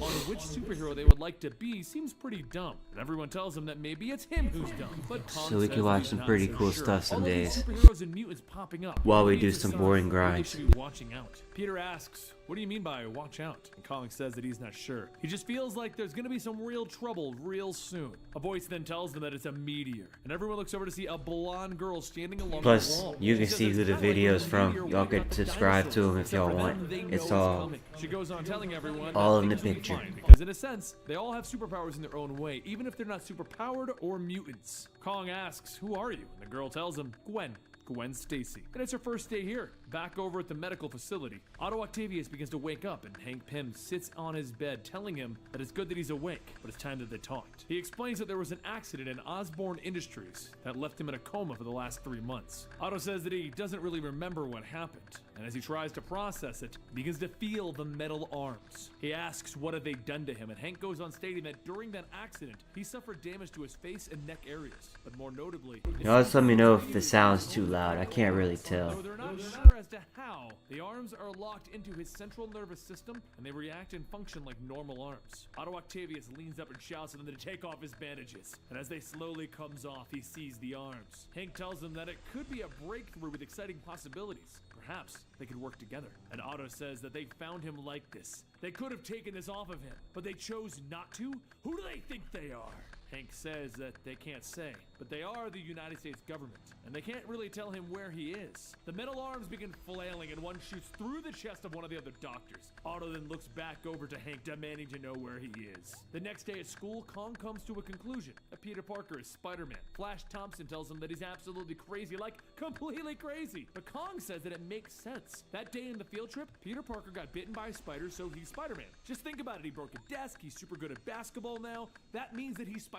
Flash begins to laugh, and Kong tells him, watch, he's gonna go kick Peter, and when he dodges it, that'll show everyone. Over at his locker, Peter's spider sense begins to go off, but instead of dodging it, he flat out takes the hit. In pain, Peter looks back asking, why would you do something like that? Through the crowd of students, a voice then asks what's their problem, and Gwen walks up to Kong, telling him that if he ever does that again, then everyone notices that Gwen's holding a knife. A teacher comes by asking what's going on, and as he gets Something I was thinking about the other night that's really weird is like pretty much every comic, anime, story, TV show, movie, all take place in high school, or they're all portrayed as high school kids, or they're just starting their freshman year in college. I was just thinking about that last night. It's kind of weird. It's like everyone that makes movies is stuck in the high school days. Why can't a guy in his underwear just go around the city helping people without them thinking that he's crazy or something? Except for Batman, at least. He's just a grumpy old man that fights crime. The guy's been printing all of that garbage about him just to sell papers. Because if so, he has one thing to say to him. He jumps up shouting, "Love it! It's hysterical!" And he leaves. J. Jonah Jameson looks around and says that he thought Spider-Man was going to hit him. Maybe they should get back inside where it's safe. But as Jonah begins to move, he falls flat on his face with webbing covering his feet. Once inside, writer Ben Ulrich says that he got a lead on a recent murder on a woman in her home. The previous owner of the home was Dr. Otto Octavius. He explains that Otto was one of the chief scientists at Osborne Industries, one of the individuals that was thought dead during the explosion where Norman Osborn went missing. But he was in fact not dead. Sources state that Otto was taken to a government hospital somewhere in South Jersey, where he managed to escape. It's also said that Otto was being observed because of complications in his condition brought on by the explosion. J. Jonah Jameson asks what does he mean by complications, and Ben tells him that he's unsure, but after what happened with Norman Osborn turning into the Goblin, it's safe to say that something fishy is going on. Jonah tells him it's okay, let's just assume that Otto killed the woman in her home. So the next question is, why? Ben says that no one would really know. Maybe he didn't expect her there when he went back to his old home, or maybe something horrible happened to him and he's gone crazy. Then outside of the office, Peter sits listening as Jonah tells Ben to go on and see what the good doctor has to say. Later that night, Otto Octavius sits in an office talking to himself. He knows what happened. It's all his fault. He paid him to give him his secrets from Norman, and when he ran out of uses for him, he tried to get rid of him. The only problem is, Otto Octavius doesn't know who he is. Otto shouts that he should have made sure that he was dead because now he's going to make him pay for what he has done to him. The next day, Peter heads over to work, but while on his way there, he catches the TV showing off Kraven the Hunter. Kraven tells everyone that he and his TV show are coming from Australia all the way over to America to film his show. He has a big surprise for everyone, but he isn't going to be making the announcement of what it is until he reaches the States. A little while later, Peter overhears some of the workers talking about a breaking story about some man with mechanical arms climbing hammer towers and trying to break in. Peter begins to think about it for a moment, and then he remembers back to when he was at Norman Osborn's facility and he met Otto Octavius, an individual who used a device that had mechanical arms attached to it. After getting off of work, Peter suits up and heads over to Hammer Towers to find out what's going on. And he finds Justin Hammer speaking with two SHIELD agents. They ask Justin Hammer if he knows who Dr. Otto Octavius is, and Justin tells them no. But the agents look at him and Justin says that he just met him. Agent Carter then says that Colonel Fury would need a better answer than that. Carter then goes on to explain how Otto was fused with the machine that gave him mechanical arms, but the explosion at Norman's plant left him with amnesia, and he seems to have come here for something. After they talk for a little while, Justin notices something in the window and he sees Spider-Man's head. The two agents spin around firing their blasters, barely missing Spider-Man, and Spider-Man figures that it might be as good a time as any to leave. The next morning, Kraven the Hunter's plane touches down in New York while his fans and reporters gather around to find out what his big announcement is. One reporter runs up telling him the world wants to know what he's going to be hunting in New York of all places, that he couldn't be hunting anywhere else. Kraven smiles, stating, "I'm here to hunt a very special kind of species. I'm here to hunt the one that they call Spider-Man." The reporter then asks, what's he going to do when he finds Spider-Man? And Kraven tells him, "I'm going to kill him with my bare hands." While Kraven makes his announcement, Peter watches back home, trying to figure out what he's going to do now. He's at Kraven the Hunter, a guy who's known for hunting down things and killing them, chasing him. A week later, he heads to school and begins his social studies class when Gwen Stacy is let back into the classroom. She tells everyone that she's sorry for pulling a knife and doesn't want anyone to think of her as a crazy girl. But one thing that she does want to say is that she doesn't like bullies. Gwen takes her seat and the teacher says that they're going to the school assembly in about 10 minutes. But if they have any questions regarding their superhero project, now is the time to ask. One of the girls says that she feels like the assignment assignment is a bad idea. This is supposed to be a social studies class, not a superhero dress-up class. Not long ago, the school was attacked by a mutant. Now they're supposed to dress up as one? The teacher says that the assignment is supposed to help them study the environment from a different perspective. And the girl responds with, it doesn't matter. She talked to her mother, and she will be bringing it up in the next PTA meeting, because mutant things shouldn't even be in a classroom. The teacher turns around asking if anyone else feels the same way, and Gwen smiles and raises her hand. Meanwhile, over in New York City, Justin Hammer heads out of his press conference while speaking with one of the scientists from his New Jersey facility. Justin tells him that they're going to need some major firepower. He needs to back up right away. The scientist states that their experiments are going smoothly and on track, but currently their subject, Flint Marco, is still adjusting to the experiments. A screen then changes to a man squirming in sand and screaming.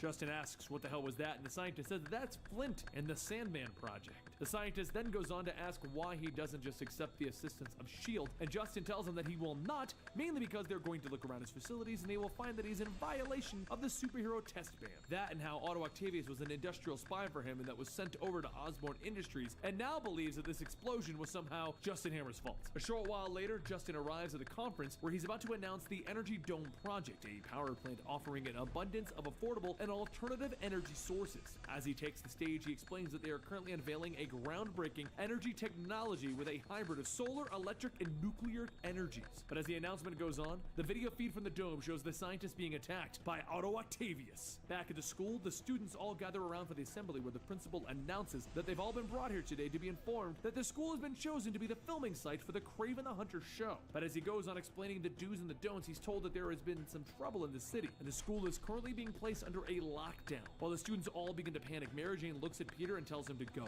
Over at the dome, the police begin to arrive by helicopter, but one of the pilots tells the other that he may have a stowaway. The second pilot asks, what does he mean? And they both realize that hanging from a web, Spider-Man says that this idea was so much better in theory. One of the officers attempts to shoot Spider-Man and he tells them to please stop and try to help. Then he swings, dodging the gunfire, and as he releases and crashes into the facility, he gets up yelling, ta-da! And then he sees Otto Octavius standing there with a dead scientist. After seeing the destruction caused by Otto Octavius, Peter goes to check on the surviving scientists that are crawling out of the debris.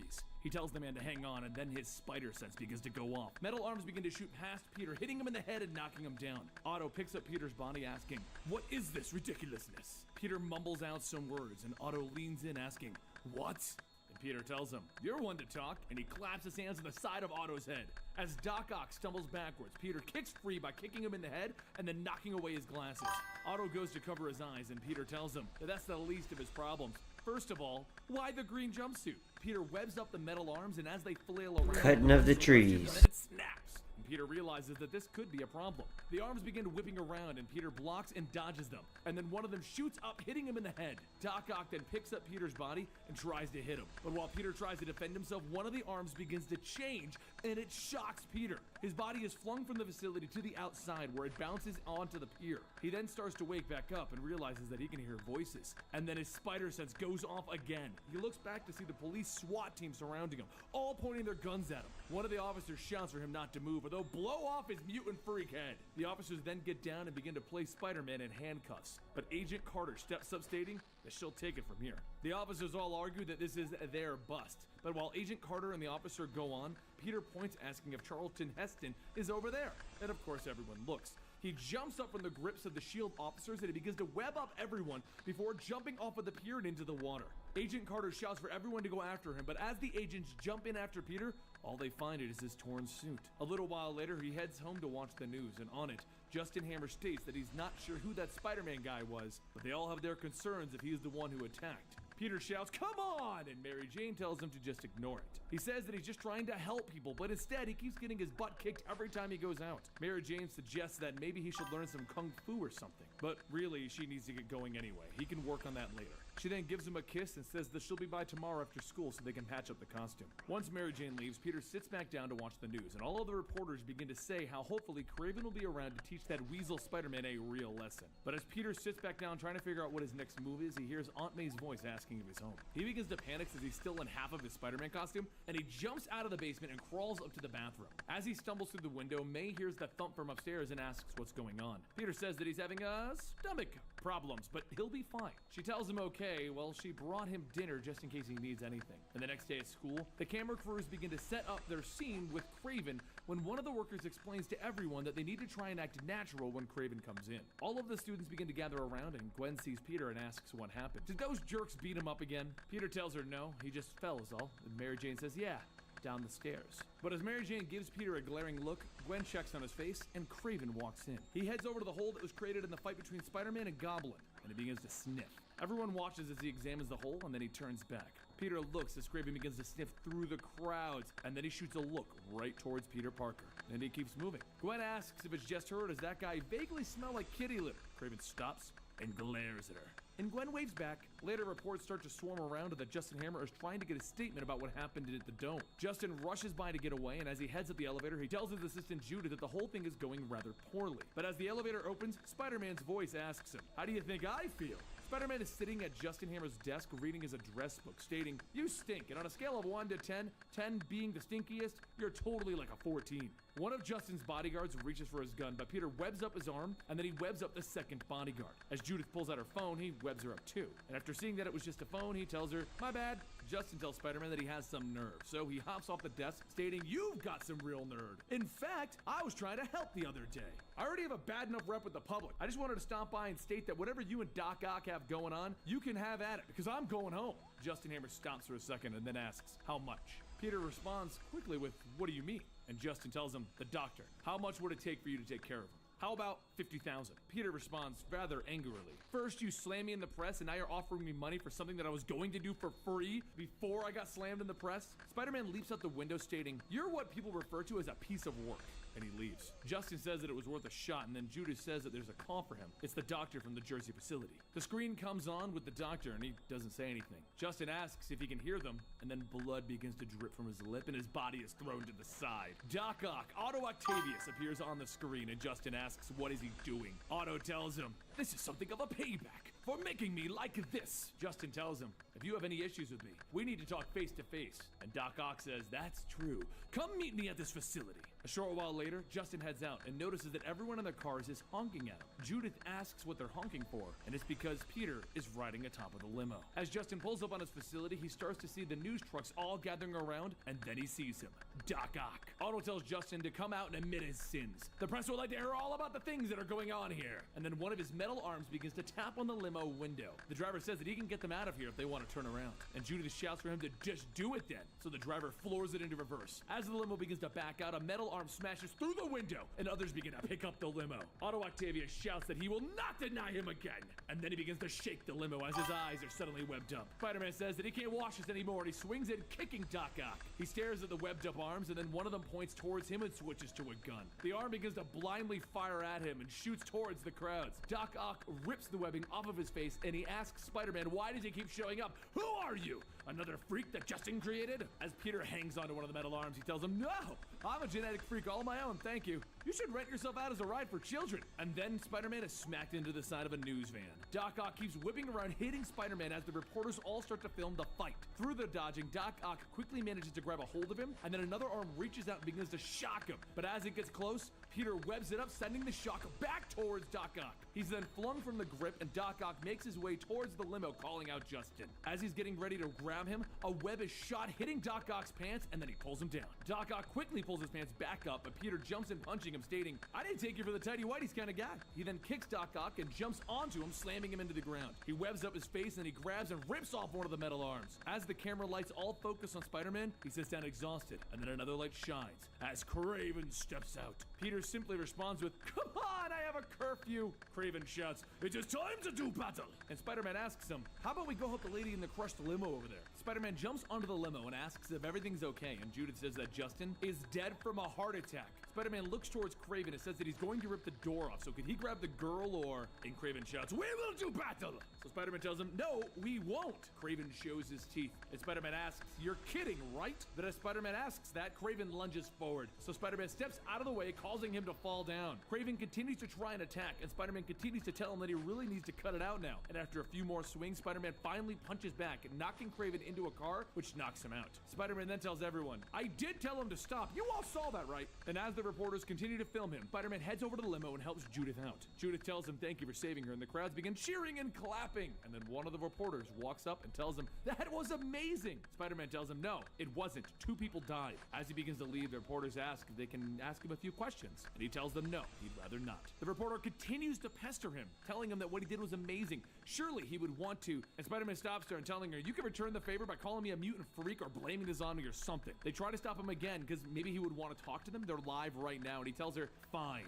So the reporter asks, "What do you want the world to know, Spider-Man?" And he says that he is from a planet many galaxies far, far away. The reporters follow up with, "Really?" And Spider-Man says, "No, I'm just like Otto Octavius. I fell backwards into some powers. I just want to help people so that people like Otto Octavius can't hurt anyone." So the reporter asks, "Why wear a mask?" And Spider-Man says that it's because he has friends and family that he doesn't want to put into the spotlight, so he protects them by wearing the mask. Even though wearing the mask might be corny, and it even forces idiots like Kraven to try and come after him, or J. Jonah Jameson to trash him to sell papers, he really doesn't care. And the reporter asks, "Why don't you care?" So Spider-Man says, it's because a guy a whole lot smarter than him told him that with great power comes great responsibility. But either way, the cops are coming. So if everyone's fine, it's time to go. He heads back home, and as soon as he opens the door, Aunt May asks where he's been. He says that he was at work, and May says that's funny because she called there, and they said he hasn't been in all week. She gets up looking at his bruises and asks, again, where was he? He says that he was fine. It was with Mary Jane. May sits back down, stating, okay. She doesn't mind if he doesn't respect her, but he will respect the rules of this house. And Mary Jane was the first person that she called. May then tells him that until he can stop lying, he's grounded, which means no more bugle, no more Mary Jane giggles in the basement. It's only school and home. Peter smiles, stating, finally, he's a hero who's also grounded. But over in the S.H.I.E.L.D. holding cells, Otto Octavius, Doc Ock, is sitting in his cell muttering to himself, asking who Spider-Man is, who could Spider-Man be? And slowly, as he keeps asking himself, he begins to remember something from his past, when Norman Osborn had him following a little kid, named Parker. Even returning home late the next morning, Peter heads out to school where Mary Jane tells him that she watched him last night. All of the news channels are covering it. Peter tells her that he knows, but even though he saved the day, he got into a lot of trouble coming home so late. Mary Jane asks what happened, and Peter tells her that since he got caught sneaking in at 3 o'clock in the morning, he's grounded, like forever. As Peter sits on a bleacher with Mary Jane, he tells her about everything that's going on and how it might be best for them to lay low for a bit. Hang up the tights, focus back on school and reading, make sad faces to Aunt May, until she finally gives in to this whole grounded thing. And as the two of them go on, Mary Jane's face suddenly begins to change as she sees Harry Osborn walking by.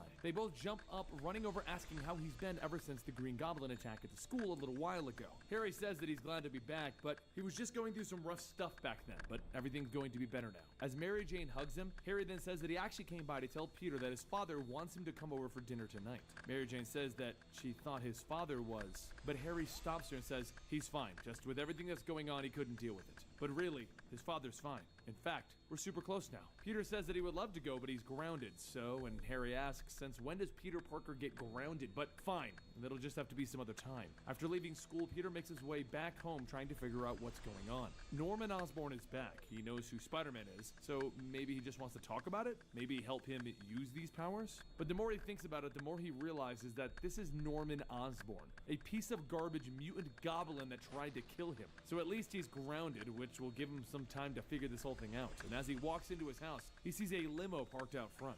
Peter walks inside, and Aunt May tells him that he should have told her that Harry was back in town, and he tells her that he just found out himself what's going on. The woman introduces herself as Miss Brooke, Norman's personal assistant, and May tells him that Harry's father sent over a limo so that they could all have dinner. Peter tries to state that he's grounded and that he really shouldn't go, but May stops him, stating that they sent a limo. He can go to dinner with them. Miss Brooke then says this is great news. They'll have Peter back by 8 or 9. And a little while later, they pull up to the Osborn penthouse with Harry running outside asking who's grounded now, huh? Peter tells him that he's nuts, and Harry says that maybe they should just park a limo out in front of his house until May forgets that he was ever grounded. The two take the elevator up, and Harry says that he still can't believe that him and MJ are an item now. Peter asks who told told him that, and he says that Mary Jane did. They talked on the phone for like an hour. The girl is totally in love. Peter then asks if she really said it like that, like using those exact words, and Harry looks at him asking, what? Didn't she tell you already? As the two go on, the elevator door dings, and Harry says that he's got to finish up with his therapist, but his father is in the back, just go knock on the door. Before Peter can even ask why he would want to talk to him, Harry leaves, and Miss Brooke directs Peter to the back room. Peter tries to figure out what Norman could want, but nothing bad should happen, right? There's too many people here. What could possibly go wrong? As he steps into the office, he sees a TV showing the news clip of his fight with Doc Ock. He then hears laughing when he pulled down Otto's pants. Norman then steps out stating that he watched that clip so many times. And then he asks, how do I look? Better or worse than the last time? Peter says that he doesn't know what he's talking about. And then Norman changes the channel showing Peter being bitten by a spider, and Peter asking what's going on. Norman responds by telling him, this whole Spider-Man crap, it's over. As of now, you belong to me, and we've got bigger things to discuss. Peter looks around the room for a place to escape, but Norman goes on stating, you're wondering how I'm alive, right? Well, it's because I've evolved. He takes out a syringe and he stabs himself into the neck, injecting a fluid inside. Peter's spider sense begins to go off, and then he watches as Norman falls over in pain. He begins to hit his desk, ripping his shirt off, and then Peter sees Norman's arm begin to change. As the transformation completes, Norman looks at Peter and asks, so what was your question? Norman stands over Peter, telling him, I'm just trying to show you who's in charge here. Suddenly, the two of them hear Harry shouting, asking if everything's okay, and Norman tells him it's fine. They'll be right out. He then turns back to Peter and tells him that Harry has no idea that everyone around him has a secret identity, but thankfully, he's receiving the best hypnosis that money can buy. He takes out another syringe and injects himself, and after a groan of pain, Peter watches as Norman's arm slams back onto the desk, and it claws its way as he falls behind it. Peter runs to look behind it, and he sees Norman, and when Norman looks back, he asks, where were we? He gets up and says, oh, that's right, the whole Spider-Man thing. As it turns out, I now own your genes. Therefore, you belong to me. You will do work for me, and there may be things that you don't understand. You might not even agree with them, but if you don't, well, I'll start torturing dear Aunt May. And if that doesn't set in, maybe I can destroy your little girlfriend. Mary Jane, right? Harry calls out again, but Norman tells him that it's best that they go now. They have an understanding, right?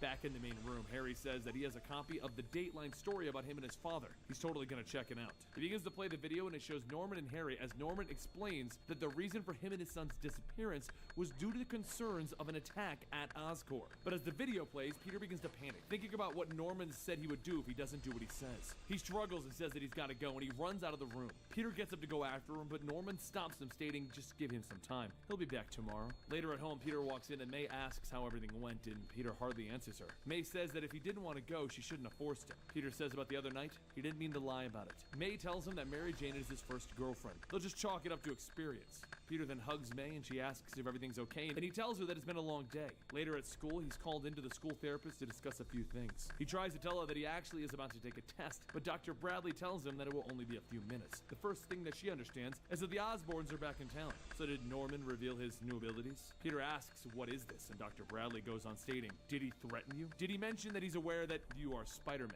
Peter begins looking around the room, stating that there has to be someone else here, isn't there? And then as he looks out the window, his vision begins to blur, and as it fades, Peter says, gotta get out of town. Over by the window, the image of Nick Fury starts to become clear, and he tells Peter to just relax. They have a lot of important things to discuss and not much time to do it. Peter sits back down and he asks, how does S.H.I.E.L.D. even know about him? And Nick looks at him, stating, there isn't much in the world that I don't know.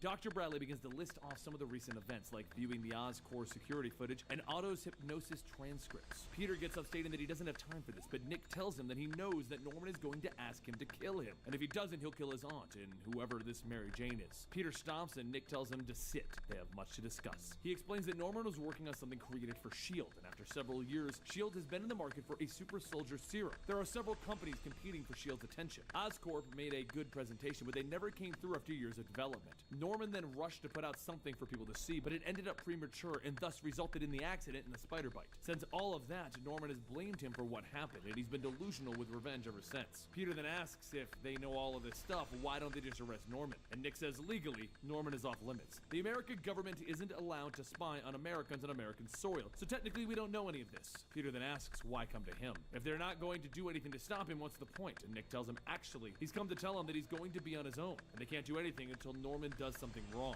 Peter shouts, he threatened my family! He turned himself into a monster! You can't do anything? And Nick tells him again that technically they don't know anything. So if and when Norman makes a move on either of them, they're just gonna have to sit back and keep watching. Later after school, Peter heads home, and just like the day before, there's another limo waiting in front of the house. As he walks up, he sees Miss Brooks walking out with May, and Peter asks what's going on. May tells him that Norman has invited them all over for dinner, so Peter pulls her aside, stating, "You can't go. Norman isn't a nice man, he might be a criminal." And as they talk, May looks back and quotes, "Never met a man with money who hasn't stepped on someone to get it." Peter asks what was that, and May says that it was something that Ben used to state. Miss Brooke then walks up asking if everything's alright, and May tells her yes, but sadly they'll have to make it to the dinner another time. Miss Brooks tells her that it's too bad. Mr. Osborne is looking forward to meeting them, and May just says that another time is all. Later that night, Peter heads back to try and find information on Norman, and he begins to think that maybe he should just take off the mask. Expose Norman, take the hit publicly, and see what happens. Maybe go to jail, maybe not. But as he swings away, he sees a set of teeth grinning at him from the top of a building. Norman says, "I thought I told you to throw away the costume."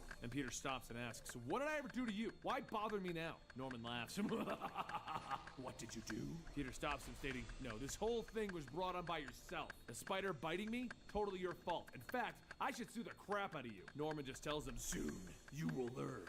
And you will learn that you owe me." And he takes off. Peter watches as Norman escapes, and as he looks down towards the streets, he sees Harry helping Mary Jane out of the limo that just pulled up. But as Mary Jane steps out, Norman leaps down, snatching her, and he jumps away. However, just before he jumped off from the conversation, Norman was looking at the conversation that he had with Peter a bit differently. The voices were telling him that this is all Parker's fault. They should kill him right now. And then the voice tells him that there's a girl. Go get the girl! And that's when Norman made his move. Peter quickly chases after, shouting for someone to help. "Nick, shield anyone!" But as Norman lands on a bridge, Mary Jane calls out to Peter, and Peter tells Norman that he'll do whatever he wants, just let her go. So Norman throws Mary Jane over the ledge, and without a second thought, Peter follows. Back up top, though, a shield helicopter flies in, opening fire. Peter tries to catch Mary Jane before she can hit the water, and he webs onto her foot. He then webs back up, pulling Mary Jane towards him, and the two whip back and swing onto the bridge. Once they land, Peter says he did it. He caught her, and then he realizes Mary Jane isn't responding. Meanwhile, over at Triskelon Shield headquarters, Nick watches as Norman throws Mary Jane, and he gives the order to take the shot. Over on the bridge, two helicopters begin firing down on Norman until he falls to his knees. He looks up and he tells Nick that it's going to take a lot more than that to keep him down. Back down below, Peter tells her that she's got to wake up, and slowly her eyes begin to open. Mary Jane begins to ask what's going on, where is she? But before Peter can respond, the explosions from the helicopters can be heard above. Peter stops by one of the passing cabs, telling him that he needs to get her out of here. She'll tell him where to go, and the cab driver hops out, telling Peter, "You're the man. You can do anything you need." Up top, Norman starts firing blasts at the helicopters, but as the blast is deflected by a shield, he says he didn't know that plasma shields were ready for combat. Peter tells him that that's the least of his problems, and he jumps in, cracking Norman across the head. Norman shouts, "How dare you! I will have your head!" And then Peter jumps in, kicking up and knocking Norman back down. He jumps onto Norman and starts punching over and over and over, telling him, "You will never hurt anyone again!" And just as Peter is getting ready to take the last hit, Norman reaches up, grabbing him by the throat, and he begins to squeeze, trying to pop him. Suddenly, Peter's body is thrown to the side, and then the shield helicopters go back to firing. Through the bullets, Norman gets up and begins to escape. Meanwhile, Peter manages to catch himself before hitting the water. Peter then watches as Norman escapes, realizing that he's about to head back to his penthouse. Norman crashes into his office, and he runs over to where he keeps the Oz serum. But just before he can inject himself, he hears Harry asking if that's him. Harry sees Norman and he asks, "What did you do to my dad?" Just as Harry realizes that that is his dad, and Norman tells him, "Sell the door." Within seconds, Harry falls asleep and he falls to the ground. And then Norman goes back to the serum and he starts injecting multiple syringes until his body begins to change and grow even bigger. Peter says that he really hopes he doesn't plan on driving like that. Or can he even hear him anymore over all that crap he just put into himself? Norman charges at Peter, and Peter steps in, punching Norman back down. He then leaps up to get away as Norman gets up, but as he does, Norman manages to catch him by the leg. Norman then throws Peter through the fish tank, spraying water everywhere. And as Peter lands, some of the water splashes onto Harry, and he slowly begins to wake back up. Norman gets up, grabbing Peter again, and as the light from the shield helicopter shines in, Harry sees his dad strangling Spider-Man. Norman begins to bend Spider-Man so that he can break his back, and he manages to kick upwards, freeing himself. Peter then webs up Norman, and then using his strength, Norman rips through it. He then sees Harry staring at him, and with that moment, Peter quickly grabs the desk and he throws it at Norman. The desk crashes onto him, and then Norman grabs it, throwing it out the window. Peter jumps to catch the desk from falling on the people down below, but as he does, Norman gets back up, squeezing down on Peter's head. Norman suddenly hears Harry calling out to him, and then he turns back, and Harry grabs a pile of rubble, and he stabs it into Norman's back. Norman turns back around to try and attack, but the serum begins to to wear off, and Norman falls to the ground. Harry then looks at Spider-Man asking why he did this, but before Spider-Man can answer, Harry faints. The S.H.I.E.L.D. soldiers all storm in, and one of them checks Norman's pulse. Nick asks how he is, and the soldiers give him a thumbs up, tell him to take Norman away. Peter then asks if they're going to arrest Harry, but Nick tells him that they don't do that sort of thing. They will have to deprogram the hypnotherapy and get him back to normal. Nick then tells Peter he knows this is a lot to take in, but the best thing for him to do now is keep this secret. No telling his family or girlfriend about what happened. Every time that he may want to confide in them, he inadvertently puts their lives at risk. Just relax and enjoy the youth while it's there. Peter snaps at him, telling him he doesn't want anything to do with their big boy world of theirs, and Nick tells him that he hardly has a choice. Even though right now he's a minor, the day that he turns 18, well, just try and enjoy your youth while it lasts. Peter turns to run out of the building, and a soldier asks if he should go after him, but Nick just watches and tells them no, let the kid go. Peter tracks down where he told the cab to go, and as he enters into the warehouse, he asks if she's still there. Mary Jane runs down hugging Peter, asking what happened to Harry, and Peter sits down telling her he's gone. Again, she asks what happened to him, but Peter doesn't want to tell her, because he doesn't want to talk about it right now. With everything that's been going on, Peter decided that it was time to focus on his schoolwork. But while sitting around in the library studying, Mary Jane runs in asking Peter if he's got his costume today. Peter asks her what's going on, so Mary Jane turns on the news and tells him that there's a giant rhino destroying things downtown. Peter runs back to suit up, and Mary Jane turns back to the TV singing, "My boyfriend's gonna kick your butt." As Peter runs over to his locker to grab his backpack, he turns the corner and sees Aunt May. He asks what she's doing here, and May tells him that she's here for a teacher-parent meeting. Peter tells her actually he's really busy right now, but that's when Peter's math teacher, Mr. Del Palma, opens the door stating that it's just about time. Why don't you both come in? As they enter and sit, Mr. Del Palma tells May that Peter is a rather exceptional student, but lately he's been rather distracted. She looks over at Peter, who's looking out the window, and then Peter turns back asking, "What?" Peter tells them both sorry, but he's actually supposed to be helping an exchange student right now, and he feels kind of bad not being there. May tells him to go on ahead then. They'll talk more tonight during dinner. So he jumps up telling them thank you, and he runs out of the room. As he runs outside, he begins to hear someone sobbing over a pile of trash. He looks over to see Gwen sitting there in the trash, and he asks her if everything's okay. Through her sobs, she tells him no, she's fine. Loving life, in fact. Peter stops for a moment and tells her, okay, he's got to get going. But Gwen shouts, "Fine, go ahead and leave her, just like your mother did." Peter turns asking, "What are you talking about?" And Gwen says that she overheard her mother talking to someone. She's planning on leaving her father and saying how her life at home is terrible. Peter tries to tell her that maybe she's just trying to blow off some steam, but Gwen shouts, "No!" Her exact words were, "My life in this house sickens me. I hate the people life stuck me with." She goes back to crying, and Peter realizes he really has to go. So he tries to tell her that he would love to stay, really, but he has something to do. Gwen tells him fine, but Peter tells her he'll be back and find her after school, he promises. After finally managing to get away, he suits up and swings downtown, and just as he arrives, he sees that everything has already been handled by Iron Man.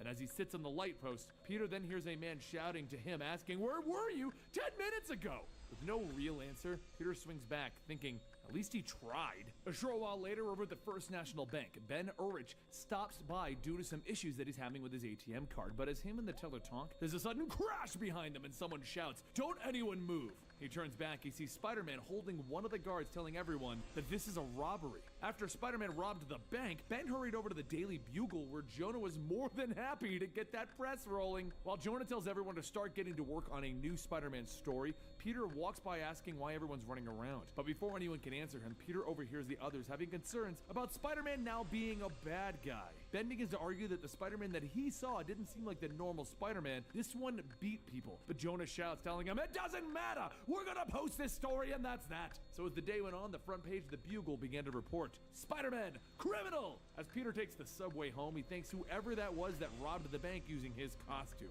Fight Doc Ock, Kingpin, heck, even the Green Goblin was bad enough, but this beats all by far. That, and the only person that he can even tell this all to would be Mary Jane, but even telling her about his powers is starting to seem like a mistake. Just as Peter begins to think to himself that he's going to find out whoever that is posing as him, he notices a police car in front of his house. He runs in asking if everything's alright, and then he sees Gwen sleeping on the couch. He then hears May speaking with Gwen's father George in the kitchen about Gwen's mother leaving them. As the two talk, May hears a creak and sees Peter standing there. She tells him that Captain Stacy here is going to be out of town for a bit, so she offered to let Gwen stay with them until he gets back. Not much longer later, Mary Jane stops by and Peter explains the situation with Gwen staying with them. Mary Jane then asks, why is she here though? And Peter says because her mother up and left and her father is going out of town but then he stops asking, you know, the way you said that was kind of angry. Are you angry? She begins to shout, what is she supposed to think with Gwen sleeping here in her pajamas? Peter tries to calm her down and then he asks, wait, do you not trust me? And Mary Jane tells him, I don't trust her.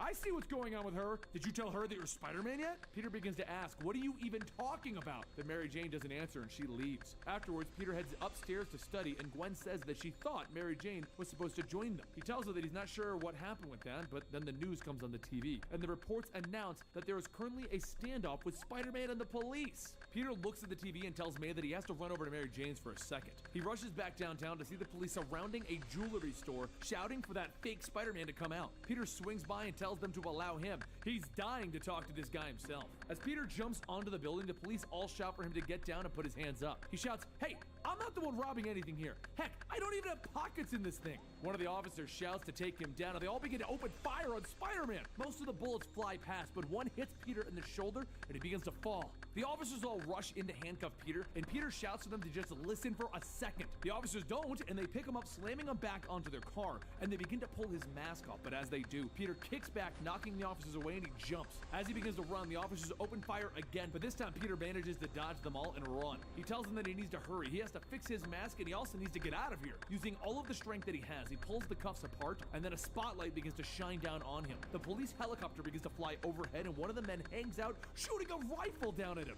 After a short sprint, Peter manages to jump back down towards the ground and hide away in a dumpster. But over at Mary Jane's room, she's sitting writing in her journal about how lately she's been having nightmares, which is not normal for her. As she writes, she begins to hear her phone go off and an operator tell her that there's a collect call coming from Peter Parker. She tells him that she'll accept, and soon the line connects, and he says that his aunt just called looking for him. She's said to be home in 45 minutes in, but as she stops, she asks, what is he doing there? And all she can hear Peter saying is, help me.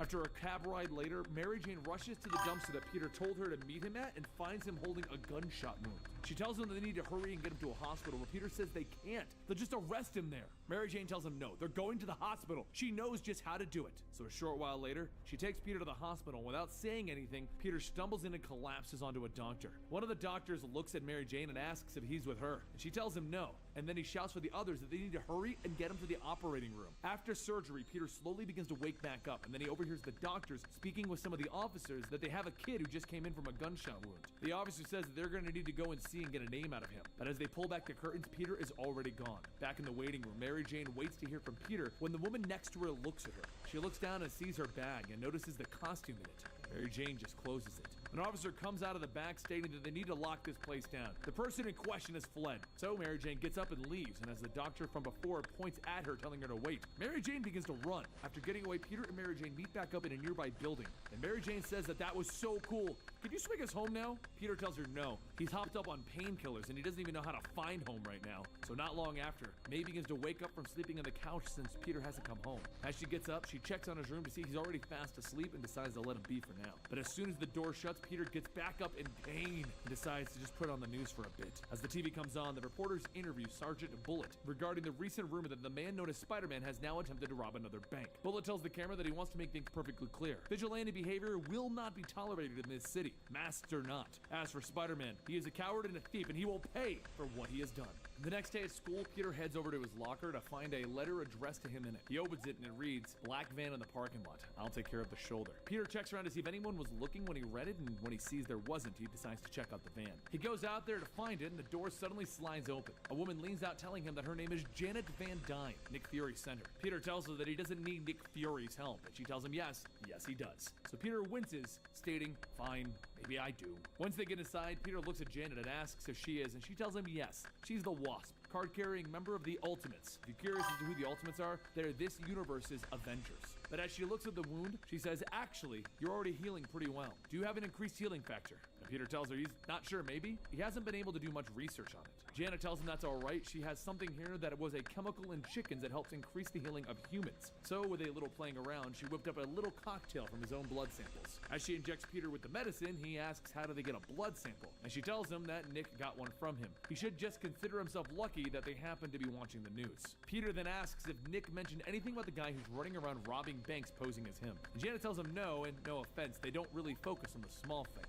But she will will say if someone was running around in her costume, she would go and beat the holy snot out of them. After school, Peter, Mary Jane, and Gwen all head back to Peter's house, where they are suddenly stopped as they see several police cars lining in front of the house. Peter runs inside shouting what's going on, but as the girls walk in, the two officers stand up. Gwen looks at them as they look at her, and they hand her George Stacy's badge. The officers explain that while they were at a police conference, Spider-Man was robbing an armored truck. They opened fire with their guns at him, and they hit his backpack, and it began to smoke. Spider-Man took the backpack off and threw it towards a small child. George ran in, grabbing the child, throwing him to safety, but as the bag landed in his lap, it exploded. Later that night, Peter and Mary Jane went to sit with Gwen on the roof as Peter tells her that her father was a hero. The only thing that she can say is, this is all because of Spider-Man. Spider-Man's faults. Peter tries to tell her that they don't know that.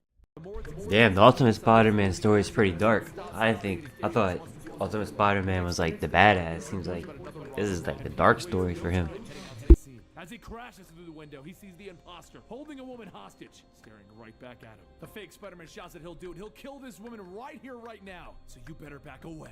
The room fills with silence, and Peter shoots a web blast, knocking the taser out of the man's hand. As it goes flying, the man tries to jump away, but Peter smacks him down, stating, "You just murdered a cop." The man tries to get back up, but Peter grabs him by the back of the neck and he punches him into a teller desk. The man fires a weak web shot, but Peter catches it. He then gets up, stating, "If it's money you want, you can have it. It's right over there." Peter webs the man's chest and swings him towards him, asking, "Why me? Why use my costume?" As he rips the man's mask off, the man says that it was nothing personal. Honest, he's just some guy. Peter throws the man, shouting, "Some guy? The world thinks Spider-Man is now a murderer, and it's all because of some guy who decided to put on my costume." He grabs the man by the throat, asking, "What stops me from murdering you then?" The grip around the man's throat tightens as Peter stares into his eyes, and then he lets go. He looks at himself for what he has just done, but as the police storm inside, they see the man hanging with a note. The man says, "Please, get me out of here. It was all me. I acted alone." And the officers take the note off as it reads, "From the real Spider-Man." He heads off and stops back at home, telling himself he almost lost it. He could have killed that man, and then what would he be? But later, as Peter heads home, May finds Peter out front and tells him that they need to talk. Inside, Peter and May head into the room where Gwen Stacy is staying, and they tell her due to her situation with her mother, they were hoping that she may consider staying with them. The next day at school, Peter tells Mary Jane that they're going to be finishing up moving the rest of Gwen's stuff in and see what happens. And as he says that, Mary Jane turns away. She says that this isn't it. She thought it was, but this isn't it. Peter asks what she's talking about, and she shouts, "Us! This isn't what she thought it was going to be like." But now every night she has nightmares. Horrible nightmares where he dies or she dies every night. Ever since that day in the bridge, she thought she could handle having a superhero boyfriend, but no, she can't. And the worst part is, she can't even tell him to stop because he won't. It's going to kill him one day. Then this, Gwen staying over? She's totally in love with you. Peter tries to tell her no, but Mary Jane just shouts, "No, I'm not stupid. I just can't do this anymore. I love you, and I can't do this anymore. We're officially done, Peter Parker." So he went home after school, and all he could do was think about Mary Jane. With everything that's going on in his life, she's the only person that he could talk to, and now she's gone. Peter thinks that maybe he should just call her. If she hears his voice, maybe she'll come around. She was supposed to love him. But just as Peter gets the courage to dial, he throws the phone aside, stating, "No, it's a stupid idea." As the phone flies through the air and crashes into the wall, Peter goes to pick it back up and then notices a door behind a box where the phone landed. He pushes open the small wooden door and finds boxes, all of them marked Parker. After going through a few of them, he finds old pictures of himself and his father, and among them a videotape. He runs up to his room to play the video and sees that it was from when he was a small child. His family was having a picnic with Aunt May and Uncle Ben and another family. As Peter continues to watch, though, May walks up behind him asking where did he find this. He tells her that he found a bunch of old boxes in the basement but May stops him, telling him that her and Ben were waiting until he was old enough to see this. It seems that now he's old enough. Peter kind of remembers that other family, the Brocks. He was his father's partner, and May tells him that that's right. He used to play with Eddie Jr., even though he was a bit older. And after the accident of both of their parents, Eddie moved away. May then suggests that maybe he should try and find Eddie. Maybe he can tell him what he found. So Peter does just that, and after a quick internet search, he manages to find Eddie's address and even a phone number. So Peter calls and actually gets a hold of Eddie Jr. The two of them talk for a while, and Eddie says that they should meet up, catch up on old times. And the next day, Peter stops by Eddie's dorm room to head out for some coffee. As they sit, Eddie says that he's actually going to college for astrophysics. Peter tells him that that's actually what his major is going to be as well. Eddie laughs, telling him that it would just be like them, trying to impress their fathers. Peter tells him actually that's what he wanted to come by for. While going through his father's old things, there was a videotape of all of them having a picnic. Eddie thinks back to that day and is just amazed. And then he says that since they're on this topic, he has something for Peter as well. A little while later, Eddie takes Peter over to a lab that he's been using for school to show him something. As Eddie opens up a small locker, Peter sees a small beaker full of black liquid, and he asks what it is. Eddie grins and tells him that is their inheritance.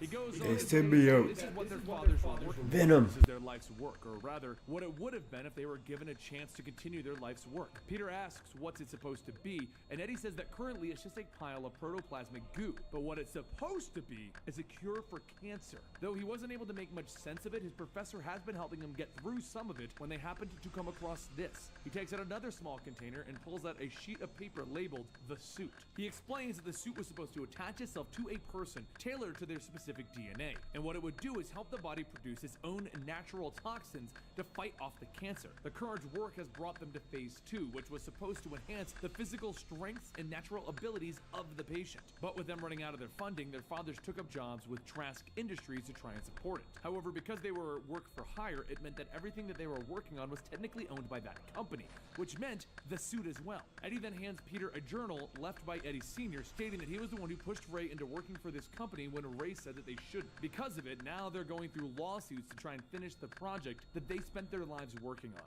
As Peter flips through the paperwork, Eddie tells him that that's the last part, was just 2 before, but under his breath, Peter tells him no. And Eddie says that it all happened just as they were coming back from their meeting with the lawyers. But Peter then asks if that's the case, what's with the black stuff? And Eddie says that it was something that they were working on behind Trask's back. It was supposed to be used as proof of ownership of the suit, but they didn't get far enough with it. Eddie begins to pack up everything, saying how their fathers were really onto something, but they may have been several years ahead of their time. Professor Connors said that even if the suit didn't work, it would still create some new and interesting questions.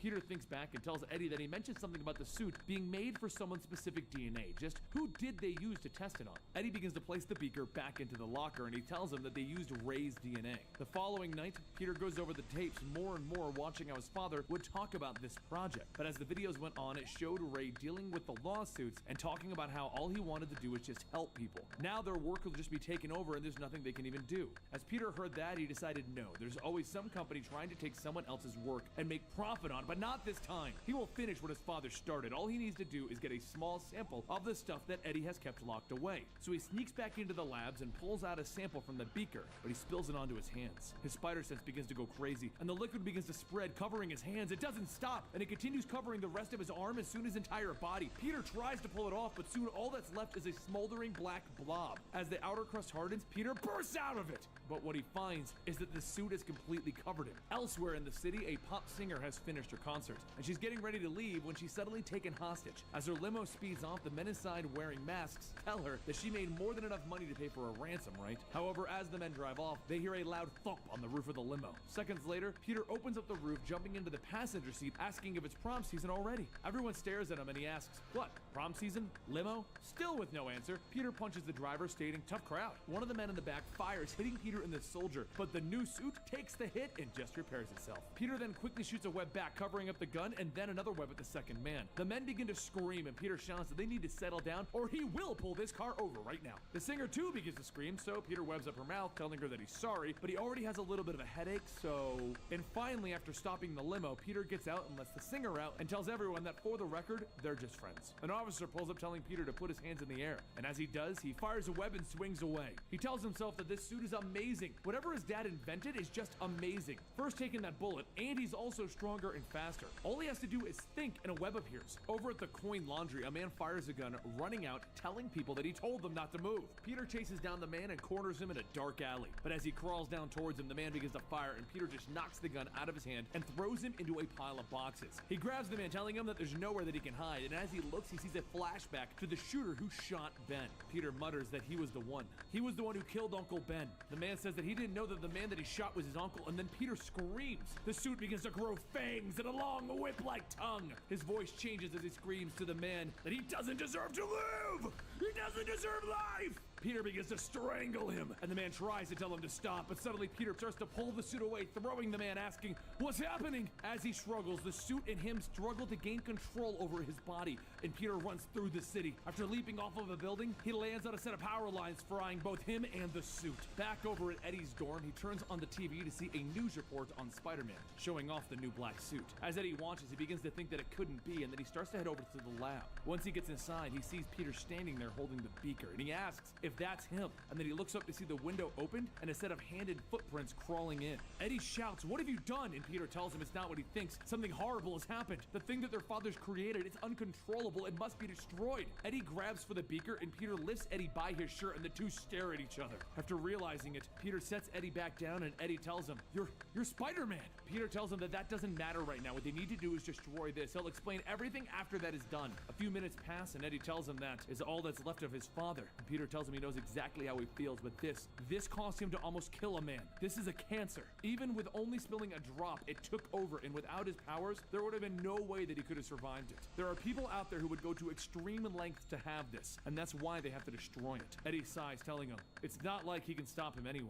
Peter says, look, right now he's the only one who knows about him and his powers. That's how important this is. This stuff is way too dangerous. Eddie takes a seat and he says that he's amazing. He looks 12, but look at what he's accomplished. The two smile and Eddie gets back up, telling him that he just needs to go and digest all of this for a bit. He'll be fine. So after Eddie leaves, Peter makes his way over to the power plant to drop the beaker onto a smokestack to incinerate the liquid. But a short while after Peter left to go do that, Eddie returned to the lab. He checks the locker where he keeps the beakers and he sees that it's empty, and he says that he really did it. The little jerk took it. He then opens a second locker, stating how if they're going to experiment, they need to keep the specimens separate. And he pulls out a second beaker filled with more black liquid, and he drips it on his hand.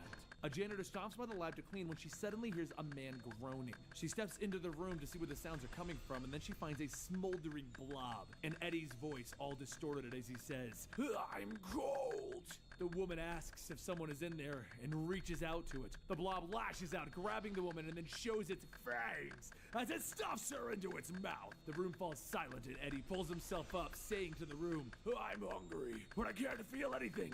I can't even feel my legs. This is all Peter's fault. I need to kill him.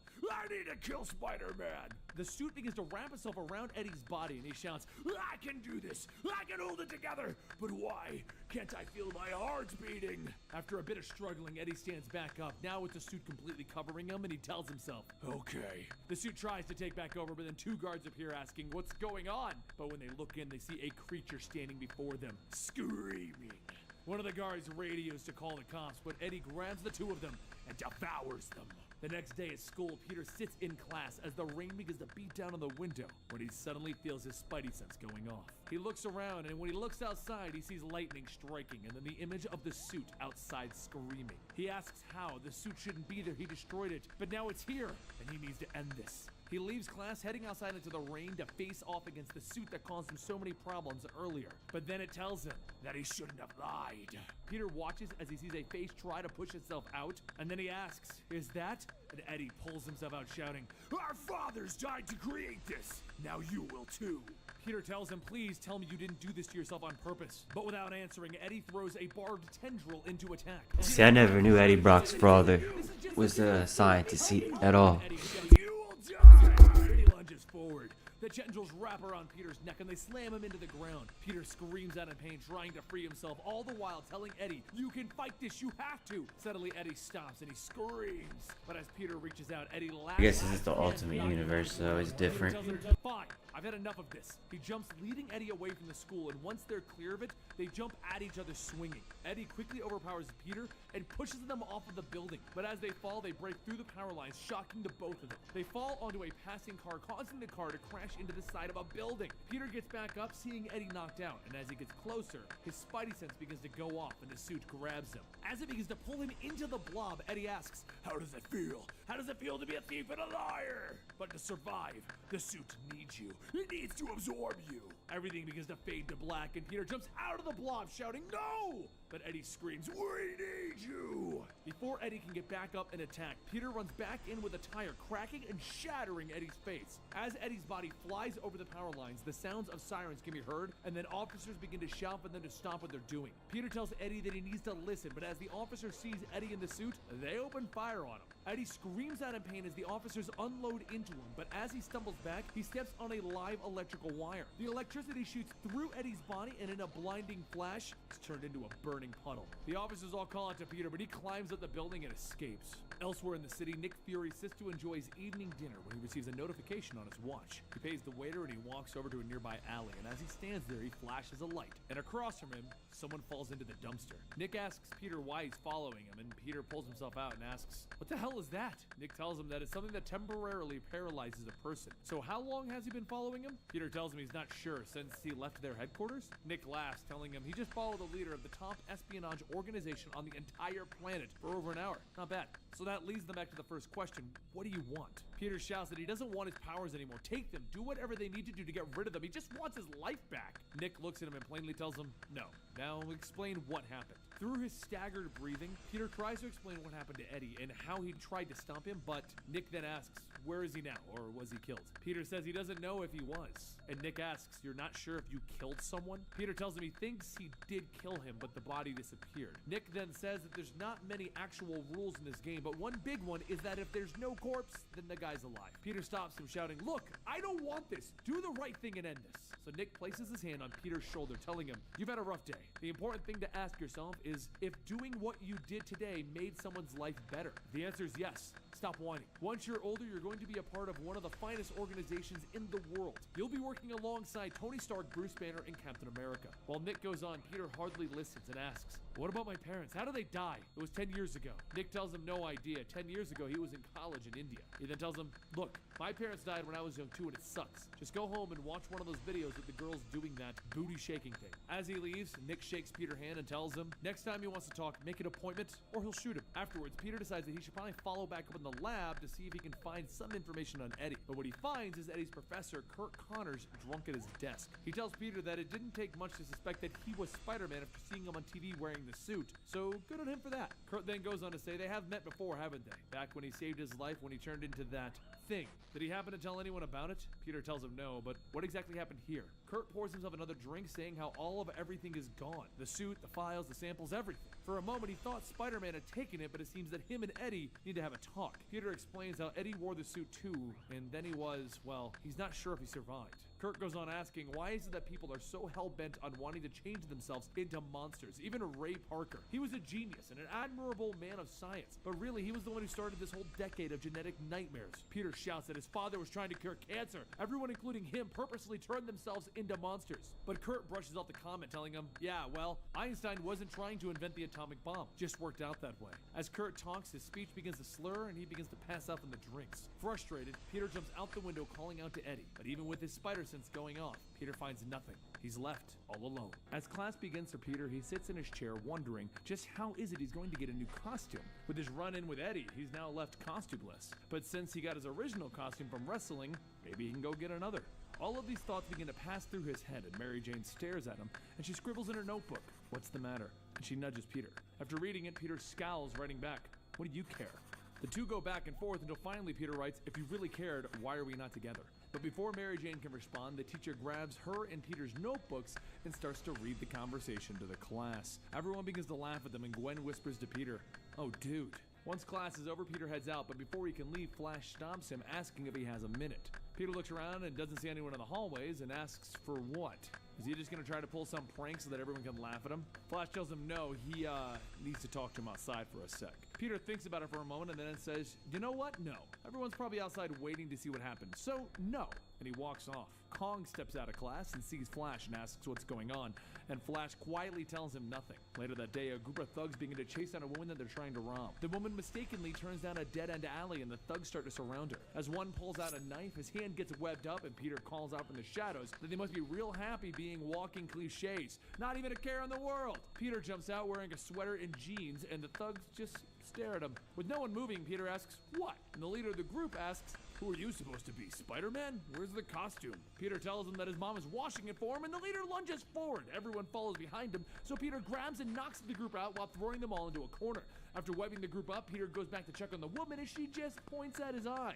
He notices that one of his lenses fell out of his mask, and he tells everyone not to move. It's a white sliver of glass. A short while later, after trying to fix his makeshift costume, Gwen comes downstairs asking Peter if he wants to go to a party. He tells her that they're both losers, everyone hates him, and she hates everyone, so what's the point? Gwen says they should at least try it and see if anybody else there is having fun at all. Under his breath, Peter says it's only because they're miserable loner orphans. But Gwen stops him, telling him, screw it, we're going to the party. So as they go to the house party, it's just as Peter said. Neither of them are having fun. And just as Peter gets ready to leave, he sees Liz and Mary Jane, but different. She has a haircut and it's dyed black, and she's wearing skimpy little clothes. Mary Jane is in the same girl as before. So as she walks through, she sees Peter out of the corner of her eye, but she doesn't stop. He sighs, telling himself that it's time to go now, and Gwen tells him, absolutely. But no sooner does Gwen say that than a loud boom comes from outside. All of the teenagers run out of the house chanting, Jadolf! When Peter and Gwen get outside, they see a young boy standing on a smoking car, and then he begins to hold his hand up.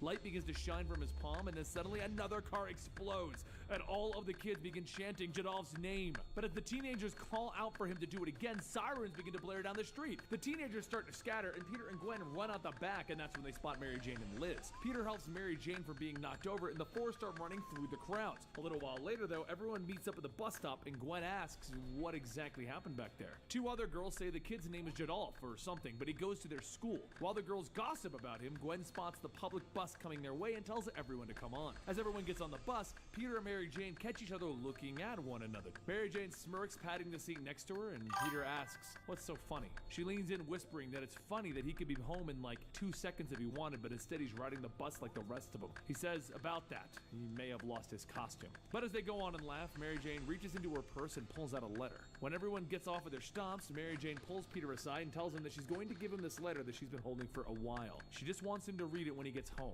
not before. Peter tells her fine, and she nervously hands the letter over and leaves with Liz. Afterwards, Peter rushes home to read the letter, and it's a letter telling Peter how much she loves him, and that she's just so scared about everything that happened around them. But she wants to find ways to communicate herself better so that they can actually make a relationship work. So she'll be waiting for him to come over if he wants. As soon as he finishes reading, he runs out of the Appreciate it, homie. down to Mary Jane's house. He climbs into the window and he asks Mary Jane if she means it, and she says yes. She's just so scared. Promise no one else is gonna throw her off of a high building? Peter tells her that he promises, and the two begin to kiss. The next day at school, Peter sees some of the kids spray painting Jadolf rules across the lockers, and he asks himself, how exactly does he rule anyway?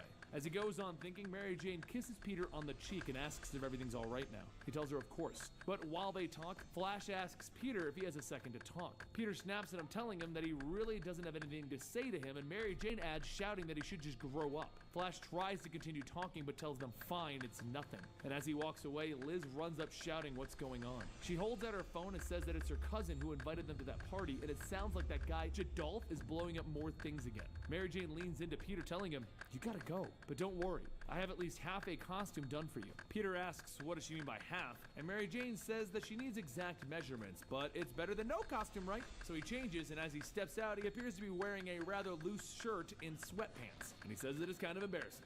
After leaving the school, Peter swings his way through the city, following the smoke coming from Public School 44. And that's where he finds Jadolf blowing up more cars in the school parking lot. He lands in front of him, and Jadolf stares at him for a moment and asks, what's this? Peter webs Jadolf's hands, telling him, I'm Spider-Man, and I'm about to stop you from doing something really dumb. Jadolf looks at his hands, and he begins to electrify them, burning the webbing away, telling him, you look better on TV. The cops begin to arrive, and Peter tells them, you know, totally not sticking around to have one of those trademark misunderstandings of the police, so it's time for us to get out of here. Before swinging away, Jadolf grabs Peter, asking him to take him too. They can't arrest him, he'll be sent back home. Peter tells him that's nice, and he shoots a web and starts to lift off. But before he can get very far, Jadolf grabs him by the shirt, throwing Peter off balance. The two fling into the air, and Jadolf loses his grip, and he begins to fall. Peter begins to shout, you're such an idiot! And he webs down, grabbing him and flinging him onto a nearby building. As they land and tumble onto the roof, Peter asks, what the hell were you thinking? People already blame me for a bunch of stuff. I don't really need this too. Jadolf starts to get up, telling Peter that he was just trying to teach the principal something about suspending half the football team for going to a party. And Peter asks him,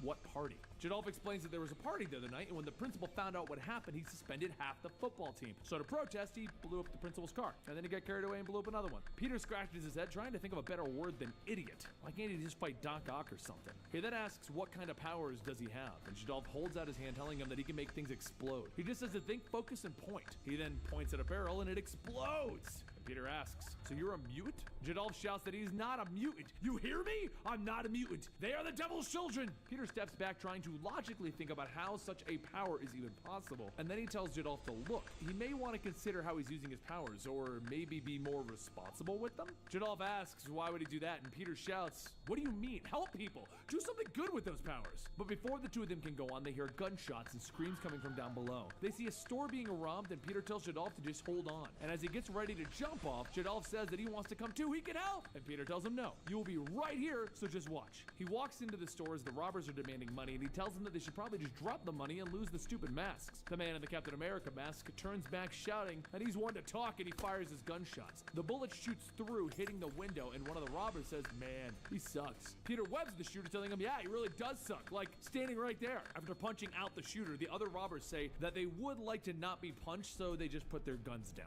And then Peter says that's kind of thugs he likes, the kind who just lay down. But before he can finish his sentence, there's an explosion, knocking everyone in the building to the ground. Peter jumps up to check and make sure that everyone's still alive, and then he runs back up to the rooftop. Jadolf asks, you like? And Peter answers by smacking him across the face, asking him what's wrong with him. He could have killed people down there. Jadolf then gets back up, telling Peter that he better step off. But while the two begin to argue again, a female voice asks them if they wouldn't mind. They would like to talk to them. The two turn back to see Jean Grey telling them that they would like to speak with them. They are the X-Men. And Kitty Pryde adds, the cute ones. And Storm continues, as seen on TV. Peter whispers to Jadolf, told you that you were a mutant. As the girls continue to introduce themselves, Jean says that she's sorry if they freaked them out or anything like that, but they just needed to talk, and Peter asks why. So Jean goes on explaining that they and the other X-Men are mutant peacekeepers, and their focus is to bring peace between man and mutant, which is why they wanted to speak with Jadolf. Jadolf stares at her, trying to form words, but through his stuttering, he ends up fading. Kitty leans down, asking if he really just fainted after being told that he was a mutant, and Peter says that he's pretty much in denial of that fact. While Storm and Kitty tend to Jadolf, Jean psychically tells Peter that he did a good job trying to talk to him. Peter shouts, what the hell was that? And Jean continues telling him that they're speaking telepathically, just think and she can read it. Peter tells Jean that he's not sure he's very comfortable with her in his head, and she says try not to be uncomfortable. It's really not a big deal. In fact, he's the first guy who hasn't mentally pictured her naked in 6 months. Peter remains quiet, and Jean says, until now. Still being quiet, Peter tells her sorry, and Jean asks if he's done yet. The two go back and forth looking at each other, and Peter says, okay, done. And Jean doesn't say anything. Peter says, okay, now I'm done. And then Jadolf starts to wake back up, asking what's going on. He looks up, and Jean telepathically asks if he's okay, so he screams and passes back out. And Jean tells everyone, okay, that one was her fault. Kitty asks what are they supposed to do, and Storm says that they're not sure if he's even a mutant yet. Peter asks what? But as he does, Jean psychically calls Professor Xavier. Suddenly, the giant head of Charles appears, and he tells everyone that normally they would go through the proper authorities for this, but it's a special case. However, with him passed out, it is technically kidnapping. While Jean decides to bring him in, Peter asks if that was really Professor Charles Xavier, and Storm tells him that he's already gone. Peter then asks, how does she know? Maybe he's pretend hanging up and staying on the line. As the girls bring Jadolf onto their aircraft, they ask Peter if he'd like to come, and he tells them, you know what? Sure. The jet soars into the sky, and Peter asks Jean if she actually knows how to fly a plane, to which she tells him, legally no. He then asks if she's making a funny, and she tells him yes. But while everyone talks, Jadolf slowly begins to wake back up, and he looks around. Jean senses his movement and shouts that he's awake, and everyone turns back to tell him to relax, but Jadolf shouts for everyone to stay back, and he creates another explosion in the ship. The back of the airship begins to open up, and everyone gets pulled out. Storm flies out trying to help glide the ship, but with the speed of the aircraft, everyone starts to get sucked out of it. A little while later, Peter begins to wake up and find himself in a bed. He looks around to see Charles, and he introduces Peter to his X-Men, and Beast quietly says, uncanny. Peter shouts, wait, what? Storm quickly explains what happened. It was that she helped Kitty guide the plane before crashing. Jean then flew out, grabbing Jadolf and saving him just at the last second before he splattered on the ground. Peter blankly stares, and Storm shouts, and you're welcome. As Peter processes everything, he realizes that he's not wearing his mask. Why did they take his mask off? He was trying to keep his identity secret, and no one seems to be respecting that. Now everyone knows that he's just plain old Peter Parker. Kitty smiles and says, actually, we didn't know your name until now. After getting dressed and putting back on his mask, Peter heads over to the medical room to see Jadolf to make sure that he's okay. When he does, Jadolf tells Peter that he should totally check out what they did to his nipple. Peter says that he looks a lot happier than last time, and Charles says that he gave him a happy thought. Peter asks Charles if that's even ethical, and Charles tells him honestly no, but he did just lose an aircraft because of this kid. Charles then goes on to tell him that the reason that they wanted to speak with him is because that through Cerebro they can track mutants, but with Jadolf they couldn't, which has never happened before. In fact, it didn't even register him as human, which leads one to believe that he may have been subjected to some undeserving genetic experiment. So with that being the case, what they need to do is find out who did this, and more importantly, why. Peter then says, alright, so what are you gonna do with him? Charles tells him that they'll present him to a couple of scientific organizations, and they'll present their findings to the UN so that they can basically finally stop the countries that are turning a blind eye to inhumane mutilations. This is really a smoking gun. And Peter corrects him. He. Charles asks what, and Peter points at Jadolf saying, he. We're talking about a human.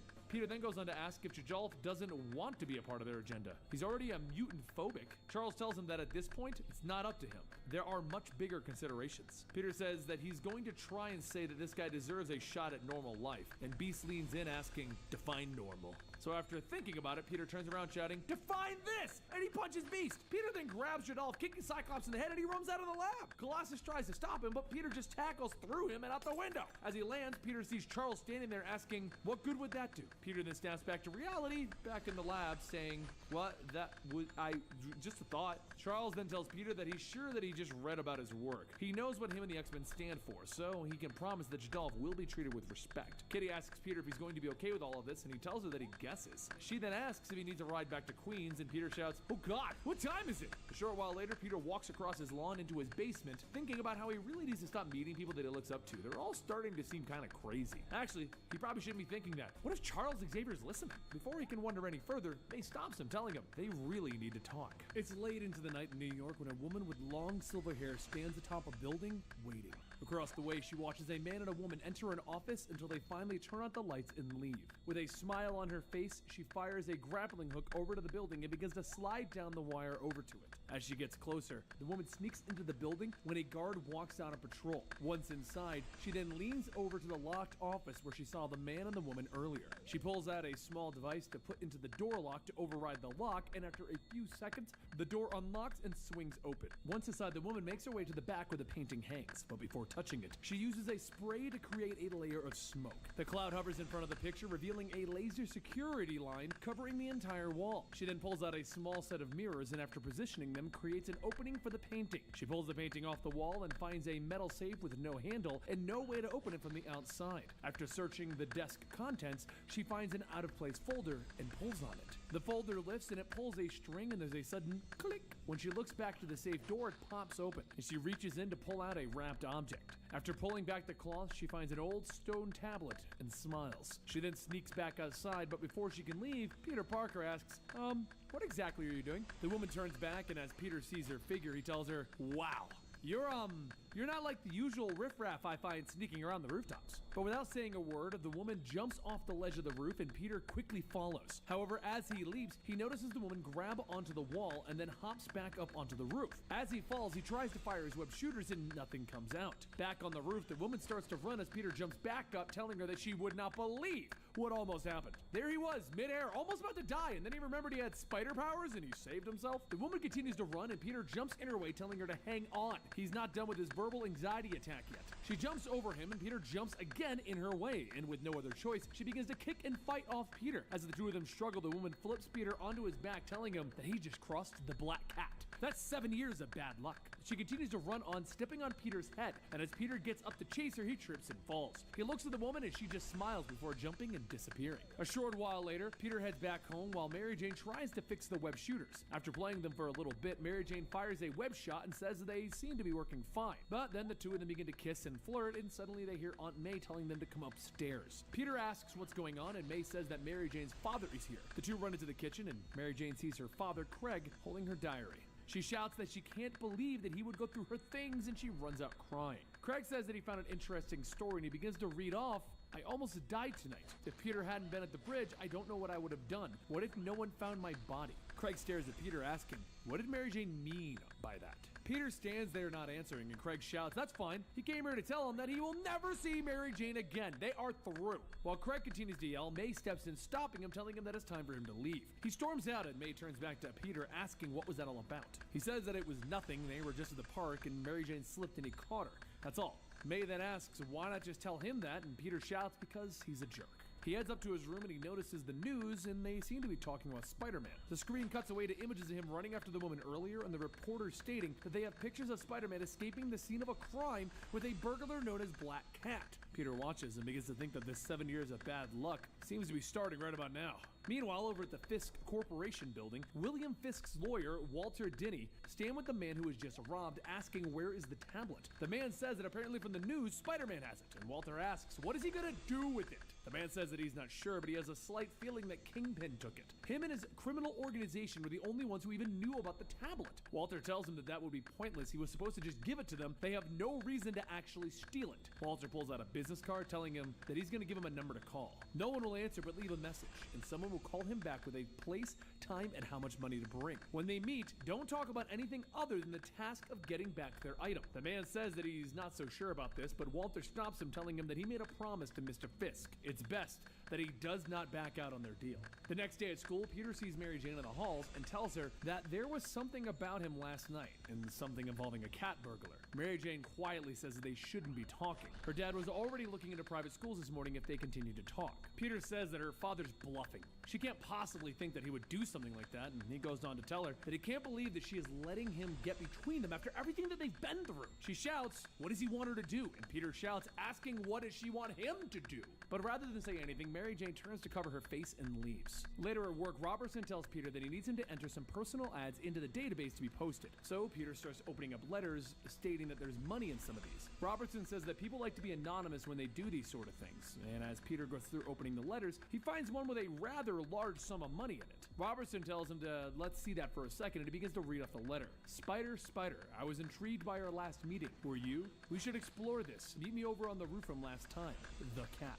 He hands back the letter stating that he doesn't know what that's supposed to mean, but just put it in with the rest anyways. As the night begins to fall, Peter knows what this letter meant. It was meant for Spider-Man, aka him. So he sneaks out to meet with the woman where they met last night. Once he gets there, he sees Black Cat sitting on the roof with 2 glasses of wine, and he tells her that this is something you don't see every day. Black Cat turns back stating that she's surprised he actually came. She called him out so that they could talk. He seemed rather interesting. He says that she robbed that man last night and then beat the snot out of him. And she tells him that that guy wasn't a nice guy. Beating him up was just kind of a knee-jerk reaction. Black Cat then pulls her mask down and smiles, handing Peter a glass. And Peter tells her that perhaps that he can stay a minute. They both sit down and Peter's spidey sense goes off and a sigh flies through the air. Peter manages to push Black Cat to the ground, narrowly avoiding the sigh, but before Peter and Black Cat have a chance to react, Elektra jumps out, throwing shurikens at them. The two scramble to dodge the attack, but one of them flies by, cutting through Peter's costume. He shouts, "Come on, not another costume!" And then he stumbles backwards, hitting his head. Black Cat jumps up, blocking Elektra's attack, and the two begin to exchange blows. Peter watches the girls fight and asks himself what he's supposed to do. Black Cat is a burglar, and the other one, well, who knows what she's doing here? As Elektra rips part of Black Cat's costume away, she shouts that she should give back what she stole. Black Cat manages to smack the other side out of Elektra's hands, and she shouts that she's not her father. Tell her master that she is not him.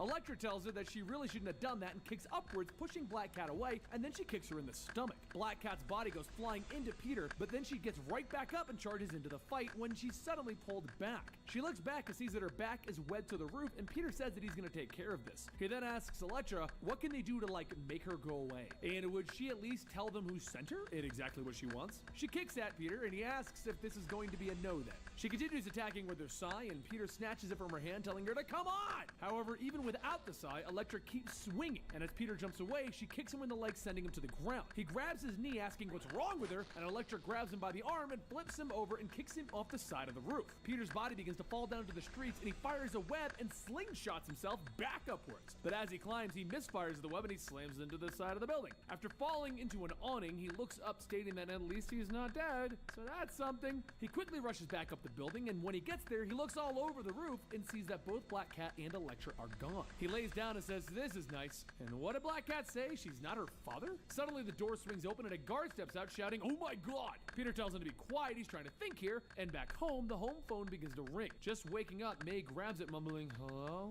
And the woman's voice asks if it's May. So May asks, who is it? The panicked woman says that her name is Mary Watson, Mary Jane's mother. Mary Jane, she's gone. She packed a bag and she ran away. Is Peter there? She doesn't know what to do. May jumps out of bed and runs over to Peter's room, but doesn't see him in bed. She then rushes over to Gwen's room, frantically shouting and asking where's Peter. Gwen says that she doesn't know, but suddenly May hears a thump in the kitchen. She hurries downstairs, flipping on the light switch, shouting, "Peter!" Peter spits up some milk that he was just drinking, stating that she scared the crap out of him. And May then asks, what is he doing? Why is he not in bed? Where's Mary Jane? Jane. Peter says that he was just up studying for his midterm. What happened to Mary Jane? May says that Mary Jane's mother called them in a frenzy. She took a bag and now she's gone. Peter runs outside and down the street to Mary Jane's house, but before he can knock, Craig steps out asking, "Where is she?" Peter tries to state that he's here to check on that, but Craig grabs Peter by the shirt, demanding to know where his daughter is. Peter grabs Craig's arm, telling him don't. She ran away because he was making her miserable. Not because of, but Mary breaks them both apart and asks Peter to just please go find her. Peter begins to think back to when Nick Fury told him that he shouldn't tell people who he is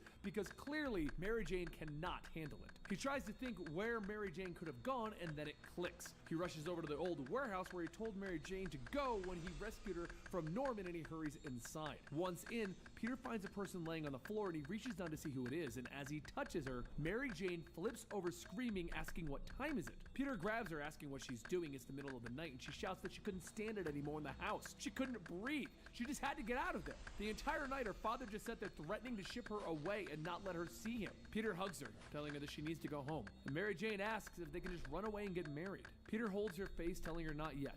She tells him that she's going to be grounded forever now. So he hugs her again, telling her that's fine, he's not going anywhere. The next morning at work, Peter dozes at his desk, thinking about what Black Cat said about not being her father, and then an image of Kingpin flashes by. He snaps back awake and he begins to search the company logs for cat burglars. And one name hits: Jack Hardy. Peter reads the article about Black Cat Jack being arrested for being caught and sees him walking into court with his daughter. After a quick Google search, Peter sees the girl's name is Felicia Hardy, and her current employer is Fisk Enterprises. Over at Felicia's apartment, Wilson grabs Felicia by the neck, slamming her into a wall, telling her that she wanted his attention. She's got it now. As Elektra holds the side of Felicia's face, Wilson goes on to say to just give back what she stole because Elektra is dying to stick many, many holes into her. Peter's voice calls out to Wilson, telling him, "Boy, I haven't seen you this angry since the Colonel wouldn't tell you his recipe to his secret spices." While Wilson and Elektra are looking back, Felicia kicks Elektra and kicks Wilson in the stomach to break free. Wilson's massive body begins to fall down, so Peter struggles with Elektra as she tries to cut at him. He shouts, "Not the costume! Seriously, I really don't have a spare this time!" And then he webs up Elektra's face. Wilson starts to pick himself back up and he shouts to Peter that he doesn't know why he's involved in this. He needs to stop interfering with his life. This is too important for you two. But Wilson's words are stopped as Peter webs his face up, telling him to put an extra large sock in it. Peter then jumps at the window, climbing to the rooftop, shouting to Felicia that she needs to stop this. They're actually going to kill her, or even worse, they're going to kill him.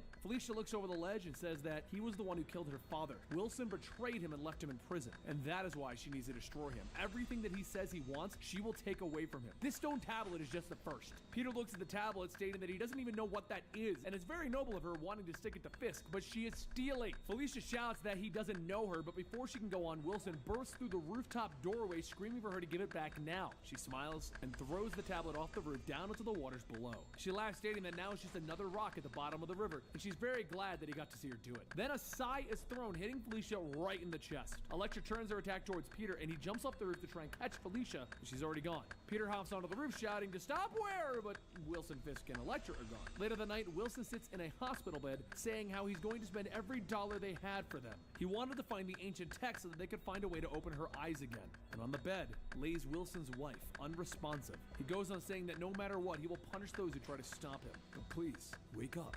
While everything for Peter seems to have remained calm, S.H.I.E.L.D. wasted no time in gathering up the villains who have taken part in the unauthorized genetic mutations. In their custody is now Otto Octavius, also known as Doc Ock, Max Dillon, also known as Electro, Flint Marko, known as the Sandman, and Norman Osborn, known as the Green Goblin. Since their capture, Hank Pym has been working on these four in an attempt to rehabilitate them, allowing them to try and do some good for once. Outside, though, Agent Sharon Carter escorts Kraven the Hunter to containment, explaining to him that the device around his neck will stabilize genetics if he tries to do anything. Not smart. Kraven shouts, asking if they know who he is. He is Kraven! His face begins to change, and he yells as his teeth start to form fangs, and Sharon tells the guards to hit the collar. Suddenly, the collar around Kraven's neck starts to emit electricity, stunning and forcing him to the ground. Sharon goes on telling him, like she was saying, the collar will forcibly stabilize his genetic structure, and as he can see, it's not a pleasant experience. One thing he should know, though, is that the collar does match his strength, so the harder that he resists it, it is possible that it will fry his brain. brain. Back in the holding cells, the guards toss Craven in, and Max says that he knows that guy.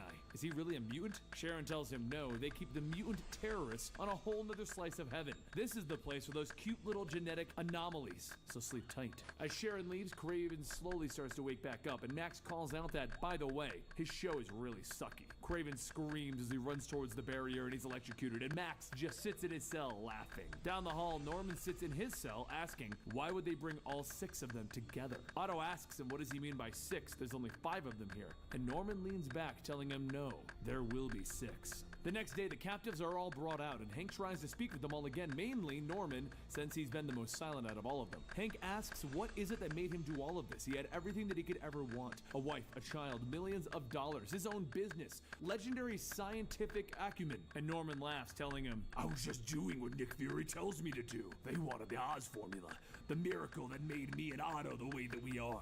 Hank says, actually, we already have the formula. That and everything that you own was seized the day that you were taken into custody. As Hank goes on, Norman gets angry, and his skin starts to change, and Norman changes into the Green Goblin, breaking out of his restraints. But seconds later, Hank's giant hand grabs him and slams him down to the ground. Hank looks back at the other captives and tells them that at least they know the system works. 6 weeks later, Sharon escorts Norman back to his cell after being released from medical and asks everyone to guess who's back and better than ever. And by better, she means completely sedated out of his mind. Max shouts that he doesn't feel very comfortable having Norman around them, and Sharon tells him to be quiet or she'll stick them both in the same cell. Max tells her fine, at least take her top off for them. Sharon smiles, telling him sure, and she starts to unbutton her shirt as Max's eyes light up. Sharon stops, telling him psych, and Max grits his teeth, telling her that she will be the first. Otto looks over at Norman's cell, and as the two lock eyes, Otto calls out that he would like to talk to Hank, please. He wants to talk. A short while later, Otto stands before Hank and his team, telling him that he just wants to help after seeing what Norman has done to himself. He wants to contribute. He's a man of science,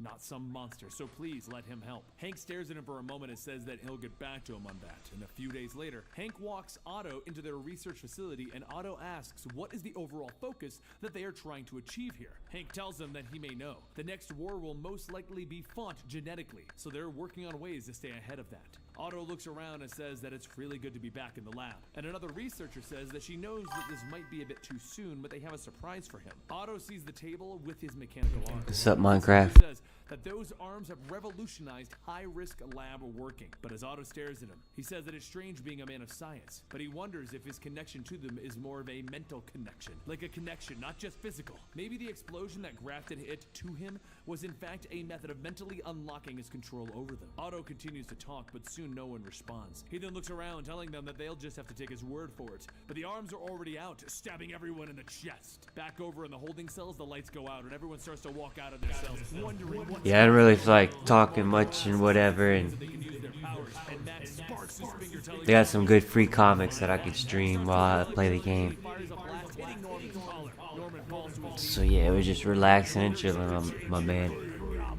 Once everyone's collars are disabled, Otto knocks down the door and Norman asks him if he's the one who did this. Otto tells him that it's called telling them what they want to hear, and what he's become is truly magnificent. Norman tells him that they are now even, so it's time for him to get his boy and destroy Nick Fury. And Otto asks, where do they keep your son Harry? Norman asks him, what is he talking about? His boy's name is Peter. All at once, the Ultimates hear their communicators going off, and everyone rushes over to the now-destroyed containment facility. Tony arrives in the Iron Man suit and begins to scan the place for signs of life. After a quick glance, Tony says that there are 3 signals, and then he asks how many people are in the facility. Nick's eyes go wide as he tells him that there were 38 people here. Tony hurries over to the 3 signals and says that he found Hank. He's alive, but barely. A short while later, Nick gathers everyone at the shield base of Triskelon and begins to go over the footage of the outbreak. He explains to everyone that at the present moment, they are unable to locate any of the captives. The only way to pinpoint them is if they power up again. Dramatically changing their genetic structure would set off an alarm. Nick goes on telling everyone that it's possible that they need to watch out for any past relationships that these people had, or past grudges. And as Nick thinks about it, he realizes that Norman did have a grudge against Peter Parker. Not long after that, Peter sits in his school when a SHIELD agent pulls him out of class. As the two walk down the hallway, Peter asks him who he is, and he explains that he is Agent Clay Quartermain from SHIELD. Nick Fury had orders to bring him in. Peter then asks how does he know that he's with S.H.I.E.L.D. Does he have some kind of identification? Clay holds out his watch, and on the screen, Nick tells him to get his tights and get his butt over there. A short while later, over at the base, Nick brings Peter into the control room and tells everyone that this is Spider-Man. Tony looks at him asking, did he pull him out of time or something? He's kind of young. And Nick shouts, no, this is really him. Before they can get all high and mighty, he would like to point out that he has single-handedly beaten the crap out of everyone who has escaped, and the entire S.H.I.E.L.D. organization couldn't do that. Peter then asks, wait, escaped? Who? And Nick tells him, all of them. Peter shouts that he's got to warn Aunt May, but Nick tells him that he's got that covered. He has agents watching over both May and a Mary Jane. While everyone begins to prepare themselves, Peter says that he needs to call Mary Jane. Norman threatened her. So Nick grabs the phone from Peter and shouts that he just lost 35 people today. That's more than he's ever lost since he took this job. Now, if he won't listen to them, he will ship his butt back to Queens and let him fend for himself. The room falls silent as everyone looks, and Peter says that he doesn't understand. What do they think they're going to do? As Nick looks at the monitor with Norman on it, he says that they'll find out soon enough. Over in the White House, Mr. Stone, the chief of staff, receives word from his secretary that Norman Osborn is on the line for him. Stone grabs the phone and says that this is Stone, and then he hangs up the phone. He walks into the president's office and says that they have a serious situation with Nick Fury. A few hours later, Nick sits in the Oval Office while the president yells, asking how is it that criminals that he didn't even know about ended up calling the White House. Not only does Norman Osborn want $100 million, but he also wants his company back, his son, and amnesty for himself and a few others, along with the arrest of Nick Fury or else. Nick Fury asks him what is the what else, and the president goes back to shouting that he's threatening to expose the highly confidential organization for illegally detaining, or they will release that information worldwide. He goes on stating how there was a little concentration camp for supervillains behind his back, and now that they were all locked up without any sort of trial or due process, they've also escaped. Nick tries to explain, but the president cuts him off, shouting that he has until tonight to get this fixed. Now get out. As Nick Fury walks out of the office, his phone goes off, and when he answers, Norman says that he hopes that he will enjoy prison more than he did. A little while later, Nick heads back over to the base to get everyone ready to move out, and as he suits up, one of the operators shouts that they're currently being hacked. Everyone runs over to the computers, and Nick shouts for everyone to shut down the systems, and then the power goes out. Everyone stands still, and Peter begins to feel his spider sense going off. Just then, all of the lights begin to pop, and electricity shoots out, shocking most of the people. Max then floats down, telling everyone that he hopes they all like it like that. Any remaining agents open fire on Max, but the bullets phase through him, and he says that isn't going to work. Instead of the 3 Spider-Man cameo third movie, they should have used this as a third movie in the trilogy. Cracks Peter in the head as he falls. Norman rips off the roof and jumps down, pinning Peter to the ground, and he smiles, telling him, "My boy." A little while later, Peter sits in a chair, beginning to hear the voices of Norman and Otto talking. When he opens his eyes, Norman looks down at him, telling him, "There's my boy." Peter begins to look around and sees Kraven changing shape, and he punches him, shouting, "He's just a kid!" Otto grabs Kraven by the neck with a mechanical arm and slams him into a wall, and Otto tells him to be still. Norman then says, obviously Kraven is the weakest of us, so he'll do best to keep quiet and behave. Kraven wipes the blood from his mouth, telling him, yeah, okay. Otto then picks Peter back up and sits him down, and Peter asks, "Why do you keep calling me your boy?" Norman leans down, telling him that it's because he is his greatest creation. If it wasn't for him and Otto, he wouldn't be Spider-Man. Norman then goes on, telling him that together they are all victims of Nick Fury here. And now you are one of us, so let's all make history. Peter breaks free from the chair, shouting for him to shut up, and he jumps onto the wall. He then says that if he thinks for a second that he's going to help him, but Norman then holds out his arm, stopping him, telling him, Aunt May will die tonight. And if you still can't behave, then it will be Mary Jane, and then her family. As Norman keeps listing off things, Peter tells him, fine, okay, just leave Aunt May alone. Back over at the White House, Stone gets another call from Norman, and he asks, how's everything working out? Stone says that he's sorry, but the White House just doesn't work like that. He can't cough up $100 million. Norman cuts him off, telling him, well, that's really too bad. And then he hangs up. The president then asks everyone if they got a hit on his location, and the lights go out. Suddenly, electricity shoots out of all of the electrical devices, and then there's a loud boom coming from outside. Soldiers stationed outside begin firing towards the explosion, and then another wave of electricity shoots out, frying them all. From the smoke and the fire, Norman, along with Peter, steps out, stating that this will do. As everyone walks towards the White House, they all start to hear a loud humming. When they look up, they see the S.H.I.E.L.D. helicarrier flying by. Captain America steps up and points to Norman, telling him, you're trespassing. Without even responding, Norman and the rest of them clash with the Ultimates, and all Peter can do is stand there and watch. Norman grabs him and puts him in front of Captain, telling him to do something useful. As Peter nervously pulls his arm back to swing, Captain America asks, what are you doing? Peter stutters, telling him that he has to Or Aunt May's going to. Peter then grabs onto Captain America and he tells him, Norman won't. We have her up in the helicarrier. While the two of them struggle, pushing each other back, Peter asks, you promise? You swear you have her? And Captain America looks at him and says, kid. Peter lets go and he looks back to Norman, calling him out. Norman shouts that he told him to. But before he can finish, Peter cracks him across his goblin face. He then jumps on top of him, shouting that he's sick of having him in his life. And then one of Otto's mechanical arms grabs and throws him. Peter's body shoots through the field, crashing into the White House. As Peter gets back up, he says, so this is the Oval Office, huh? Back outside, while the fighting continues, Janet flies towards Otto and straight into his mouth. A few seconds later, Otto begins to gag and he falls to the ground. Janet then crawls out, stating that this will make her the first person in history to be totally covered in gingivitis. Elsewhere, Flint Marco beats down on Tony in the Iron Man suit while Tony radios in that he could really use the genetic sequence for Sandman right about now so he can actually fight back. A few moments later, the radio says that the file is sent and Tony gives a blast, shooting Flint's head off. Across the field, Captain America bashes Norman, telling him to just give it up. But after pushing him back, Norman shouts, where is Nick Fury? I'll kill him right here. And as he yells, he suddenly hears Harry's voice call out, Dad! Norman turns around and Harry stands there telling him that he needs to stop. Norman stops and he stands up, saying, Nick has sunk to a new low using my own child. And Harry tells him no, he came on his own, so please just stop all of this. While they talk, Tony watches and tells the helicarrier to go ahead. Load Osborn's genetic sequence, he has a clear shot. Harry then looks back at the White House and sees Peter. Norman stands still and then slowly begins to revert back, when suddenly there's a flash and a bright blue blast hits Norman in the back. And as he falls, he shouts, I'll kill you all! Everyone on the ground begins to focus their attacks on Norman, and Nick walks up to Harry and tells him this wasn't a part of the plan.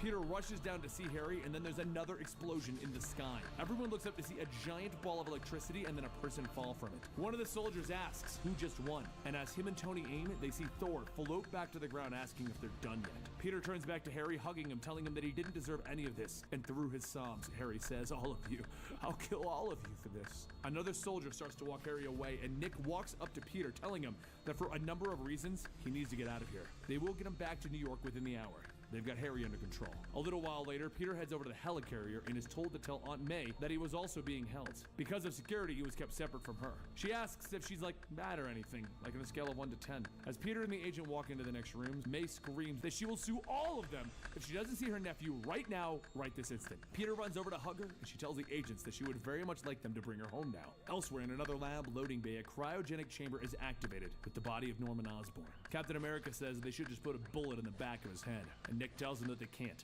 not until they get everything they need from his DNA. As the rain pours down, Captain America tells him that's right, because the next war will be a genetic one. And Nick Fury tells him, yeah, that's right. As the cab driver loads up Aunt May's luggage, May stands by Peter and Gwen's side, explaining that she's gonna be gone in Florida for a week. She doesn't want any hanky-panky going on. And as Peter asks, what the heck is that? May tells him that he knows what she means. After the two of them wave goodbye, Peter goes back inside to have breakfast, and he begins to think about how this is a first. For once, there's no earth-shattering drama, no news about some villain attacking New York. Heck, even Jonah is being somewhat reasonable. And while Gwen makes herself breakfast, she has the news playing. The reporter says that they have an interview with Sam Raimi, the man who will be directing the new Spider-Man movie. Peter watches and Sam says that there isn't much known about Spider-Man, but he wants to capture his perception of him. Just imagine that this man was struck by tragedy, and he grows up to be a loser, and then he puts on a mask and everything changes. As Peter listens to Sam, for the most part, accurately describe his life, he doesn't realize until after that he just ripped the door off the hinges. Meanwhile, over at Rikers Island Maximum Security Penitentiary, Otto Octavius sits in his cell, alone. One of the guards leans in on the cell, showing him a paper stating that there is a Spider-Man movie coming out, and his ex-wife is helping as a consultant to give it a little authenticity. Apparently, she's an expert on deluded, self-important murderers like him, and leave it to ex-wives to cash in on the man's work, right? The guard throws the paper in, saying that he would feel bad if he wasn't a cop killer. And who knows, maybe you could even go to the premiere. Later, as Otto lies in his bed, he feels a faded thunk, thunk, and he smiles. Not far off at the S.H.I.E.L.D. headquarters, two scientists begin to hear a thunk coming from a locker. They go to check it out. As soon as the locker is unlocked, Otto's mechanical arms shoot out and they begin crawling up into the air vents. The next day at the set of the new Spider-Man movie, actor Tobey Maguire pulls off the Spider-Man mask, shouting that he can't see a thing with this thing on. Just as Sam and the others go out to respond, their words trail off. And Toby looks around to see Peter, the actual Spider-Man, telling him, "You suck." And then he points at everyone else stating, "You all suck and you should feel bad." He then jumps around the set shouting that the movie is totally going to tank because they're all fake and their actors can't do this.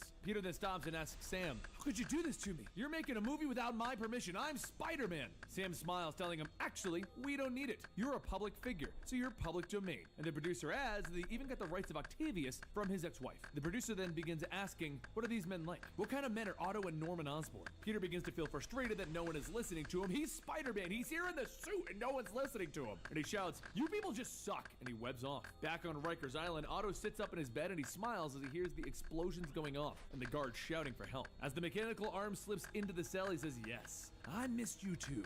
Now it's time for us to leave." A short while later, at another part of town, Otto knocks on a door that happens to be a man's house, and when the man asks what does he want, Otto tells him that he has a really nice house.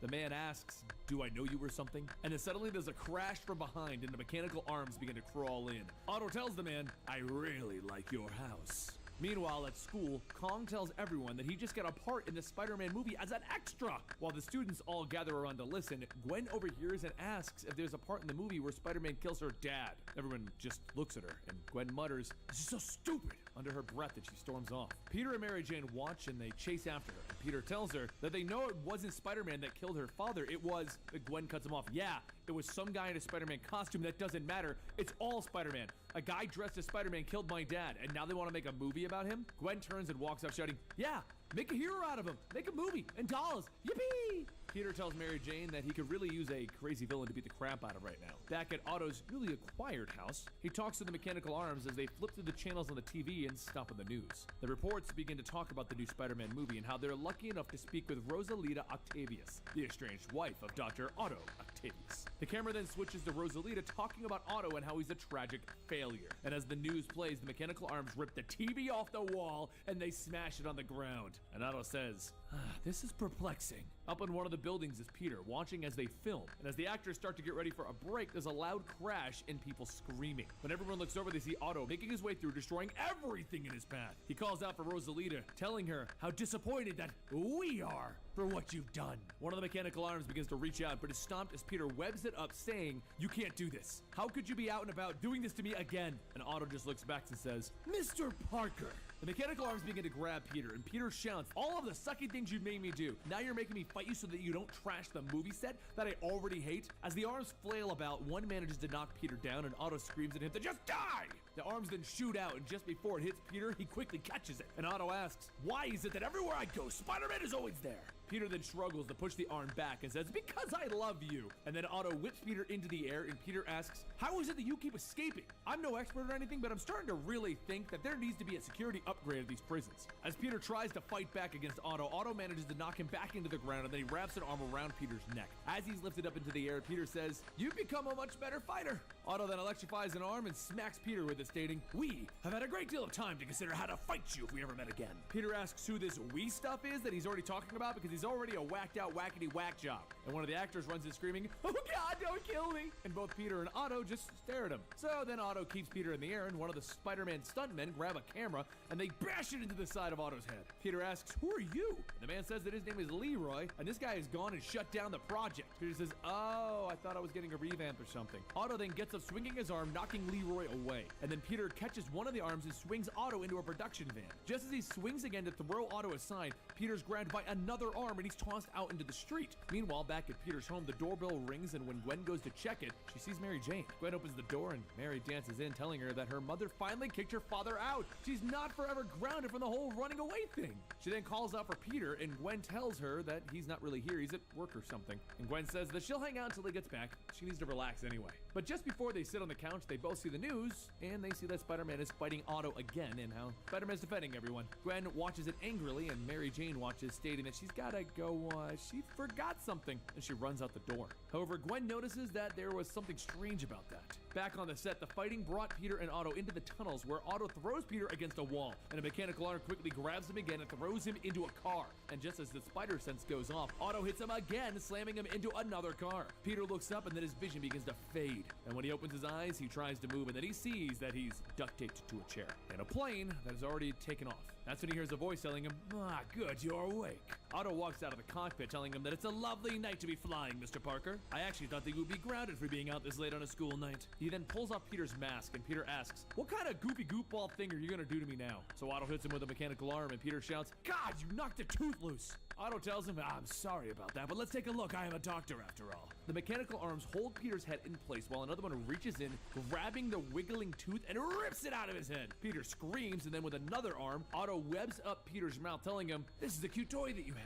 And I thought that the webbing came out of your body organically." Peter tries to break free, but Otto tells him, "You're only here for one purpose, and that's currency. A break glass in case of emergency situation." He sits down telling him, "The way I see it, I need something in case I run into any trouble when we land. I have you to be used. But there's one thing that I want to tell you. I hate everything about you. The biggest, though, is this whole wanting to do good thing. Deep down, you're just a pathetic, immature glory hound. In fact, I'm truly disgusted by you, Mr. Parker. There's always someone standing in my way. Whether it be you, Rosalita, Norman, there's always someone. Why can't you people just leave me alone so that I can live a decent life? Why is that so hard?" Otto leans back and he tells him, "Just so you know, you will be killed tonight. They will kill you." And as Otto goes on, Peter passes out from the pain, and the pilot says that they'll be arriving shortly. Otto walks back up to the cockpit, and he hears the pilot speaking to the control tower about the landing. And then there's a sudden boom! Otto runs back out to see the door open and Peter gone from his chair. And he looks outside screaming, "Parker!" Meanwhile, back at home, Gwen doesn't feel quite so right that Mary Jane just up and left at news of Spider-Man, so she decides to go into Peter's basement. While she looks around, she sees Peter's locked chest and breaks the lock with a hammer. As it opens, her eyes widen as she sees the Spider-Man costume sitting inside. Once the plane touches down in Brazil, Otto says that he knows little Parker is out there. He pulls the pilot out, telling him that he did an exceptional job flying under what he is sure was not ideal flying conditions. But they have a little Spider-Man to deal with. Pilot says that he promised that he could live, so... But Otto steps off the plane, and then Peter jumps out of a closet and kicks him onto the runway. Otto scrambles to get up, but Peter punches him down, telling him, "You had this coming!" He then jumps onto Otto, smacking him down with his own mechanical arm, asking, "Are you gonna whip out yet?" And then one arm crawls up from behind, throwing Peter into the air, and he lands on one of the plane's wings. When Peter gets up, he looks at the airport sign, and now that he's able to read it, he says, "Oh, man, I'm not in America, am I? I am so gonna be grounded." Otto gets back up, and he starts to swing at the airport personnel. And so Peter jumps in, punching him back to the ground, telling him to just stay calm. Suddenly, Peter hears the sounds of guns cocking, and soldiers start running at him, yelling in Portuguese. He tells them that he swears that he'll do whatever they want if they just say it in English. And then from the crowd, a woman steps forward asking if he's really the American Spider-Man, and if so, what is he doing here? Peter points to Otto, telling them that it was this guy's fault. He kidnapped me to go wherever the heck this place is. And the woman tells him he's actually in Brazil. Peter then turns to the pilot, stating that he knows that he's had a bit of a rough night, but could you help me out and bring me back to New York? That'd be great. The female captain says that they're not going anywhere. They still have reports to fill out. So Peter shouts, "No, you don't understand. I have to get home or I'm gonna be in so much trouble." But before they can be taken away, a passing plane gets ready to take off. Just before lifting up, Peter hops onto it and sticks to the plane. And then from hopping from plane to plane, he finally gets back to Queens. Peter rushes home before Aunt May is supposed to get back, and he sneaks into the basement. And just as he pulls his mask off, he sees Gwen standing there crying, holding a gun at him. And through her crying, she says that it was him. Wasn't it? He's the one that killed her father. Peter asks, where did she even get the gun? And she shouts that it was her father's. She goes out screaming that it was Spider-Man. Spider-Man killed her father. He shouts that it wasn't him, it was the other guy in the Spider-Man costume. And then the two hear the front door open as Aunt May gets back from her trip. Peter quickly snatches the gun and he tells Gwen that she needs to listen to him. He didn't kill her father. Yes, he's Spider-Man, but he would never kill anyone. Plus, he was with her the day that it happened. Her dad was in Atlantic City. They were here. There's no way that he could have been there. And he tells her that she needs to please believe him. No one knows about this, and Aunt May cannot handle this sort of thing. As May continues calling, asking who's home, Peter slowly removes his hand from Gwen's mouth. She doesn't say anything, and then she turns to leave, slamming the basement door shut. May calls out asking if anyone is down there, and Peter comes up stating that he just fell asleep at his computer. He's sorry for not coming up right away. May tells him it's all right, and then she sees the bruise on Peter's cheek. She asks what happened, and Peter says, oh, he got hurt at the gym. A tooth even popped out, but it's fine. May tells him it's not okay. They're gonna set up an appointment to have the dentist look at that tomorrow. The next day, Peter laid in bed as Mary Jane comes home from school. She tries to gently wake him, but he jumps up shouting, "Don't!" And he spits out bandages from his mouth. Both scream, falling back, and Peter says, oh, hey. She hugs him, telling him that she was so worried. Everyone's been talking at school about the whole fight. And then he says, actually, was Gwen at school? Mary Jane says, no, why? Peter tells Mary Jane that Gwen found out, and Mary Jane quietly says that she may have looked a little suspicious, running out of the house when the news was showing him fighting Doc Ock. Peter sighs, asking what is he supposed to do now, and a voice says that she was gonna find out sooner or later. Peter Peter sees Gwen and asks where did she go. She tells him that at first, just in the backyard for like an hour, then to the movies and the library. Mary Jane asks what she's doing there, and Gwen says she was just reading up stuff on Spider-Man and her father. Peter asks that she knows that he didn't kill her father, right? And Gwen says yes, sorry, she kind of wigged out on him like that. Peter brushes it off, telling her not to worry, they're all kind of spazzing out. So Gwen jumps on the bed, stating that this all makes so much more sense now. The reason Peter Parker is a total flake. And Mary Jane says that he was a flake before this whole thing happened. Gwen then says that he knows that she wasn't going to shoot, right? And Peter says, yeah, he has spider sense that lets him know when something dangerous is about to happen. Just don't tell anyone. So as everything for Peter is wrapping up, later that night at Stark Industries, S.H.I.E.L.D. soldiers begin to gather, and a van pulls up. And from it, Otto is escorted to where Nick Fury is standing. Nick introduces himself to Otto and tells him that one of the decisions that he made was to keep the mechanical arms intact while their scientists examined how they worked. But as of now, they know that that was a mistake. They have misjudged how strong the connection he had to them was. So that is why he's being brought here and sedated enough not to control them, but not so much as to pass out. Nick then gives an order. The mechanical arms are dropped into the vat of molten metals. And Otto shouts, no, it was all him! They had nothing to do with this! And Nick tells the guards to go ahead and take him away. But before leaving, Nick looks into the fire and tells the guards to just keep an eye on those things, just in case. It was a rainy night in New York as Peter swings through the city following a group of police cars that are responding to a hostage situation. He says that he's collecting water in places that he didn't even know he had. Actually, that's not true. He did find a man made out of sand, and then he had sand in the very same places. As Peter and the police arrive on the scene at the museum, Captain Jean DeWolf calls over the speaker that it is very important that he does not hurt anyone inside, and if he does, their deal is off. The voice of the gladiator shouts, "Free Nurhachi, or the blood will fill the streets!" And Jean asks, who?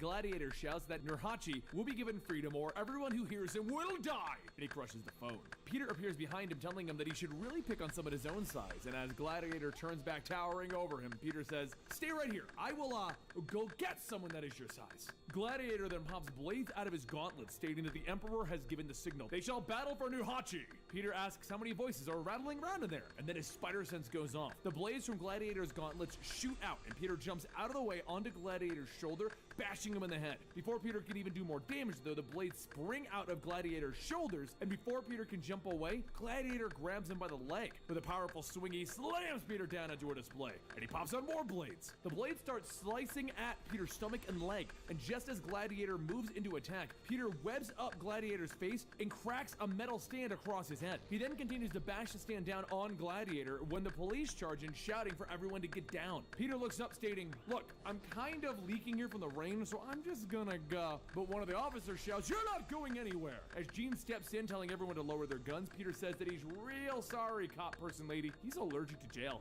and he's gonna be on his way. He quickly jumps over the police, still suffering from his wounds, and he turns to the only doctor that he knows, Curtis Connors. As Dr. Kurt Connors enters his lab from a night of not being able to sleep well, he sees Peter's shadow and he asks what he's doing here. Peter tells him that he once said he owes him, right? Well, he is a doctor and he just needs to borrow the doctor part. Curtis tells him that he's not that type of doctor and that he should really go to an actual hospital, but Peter tells him sure.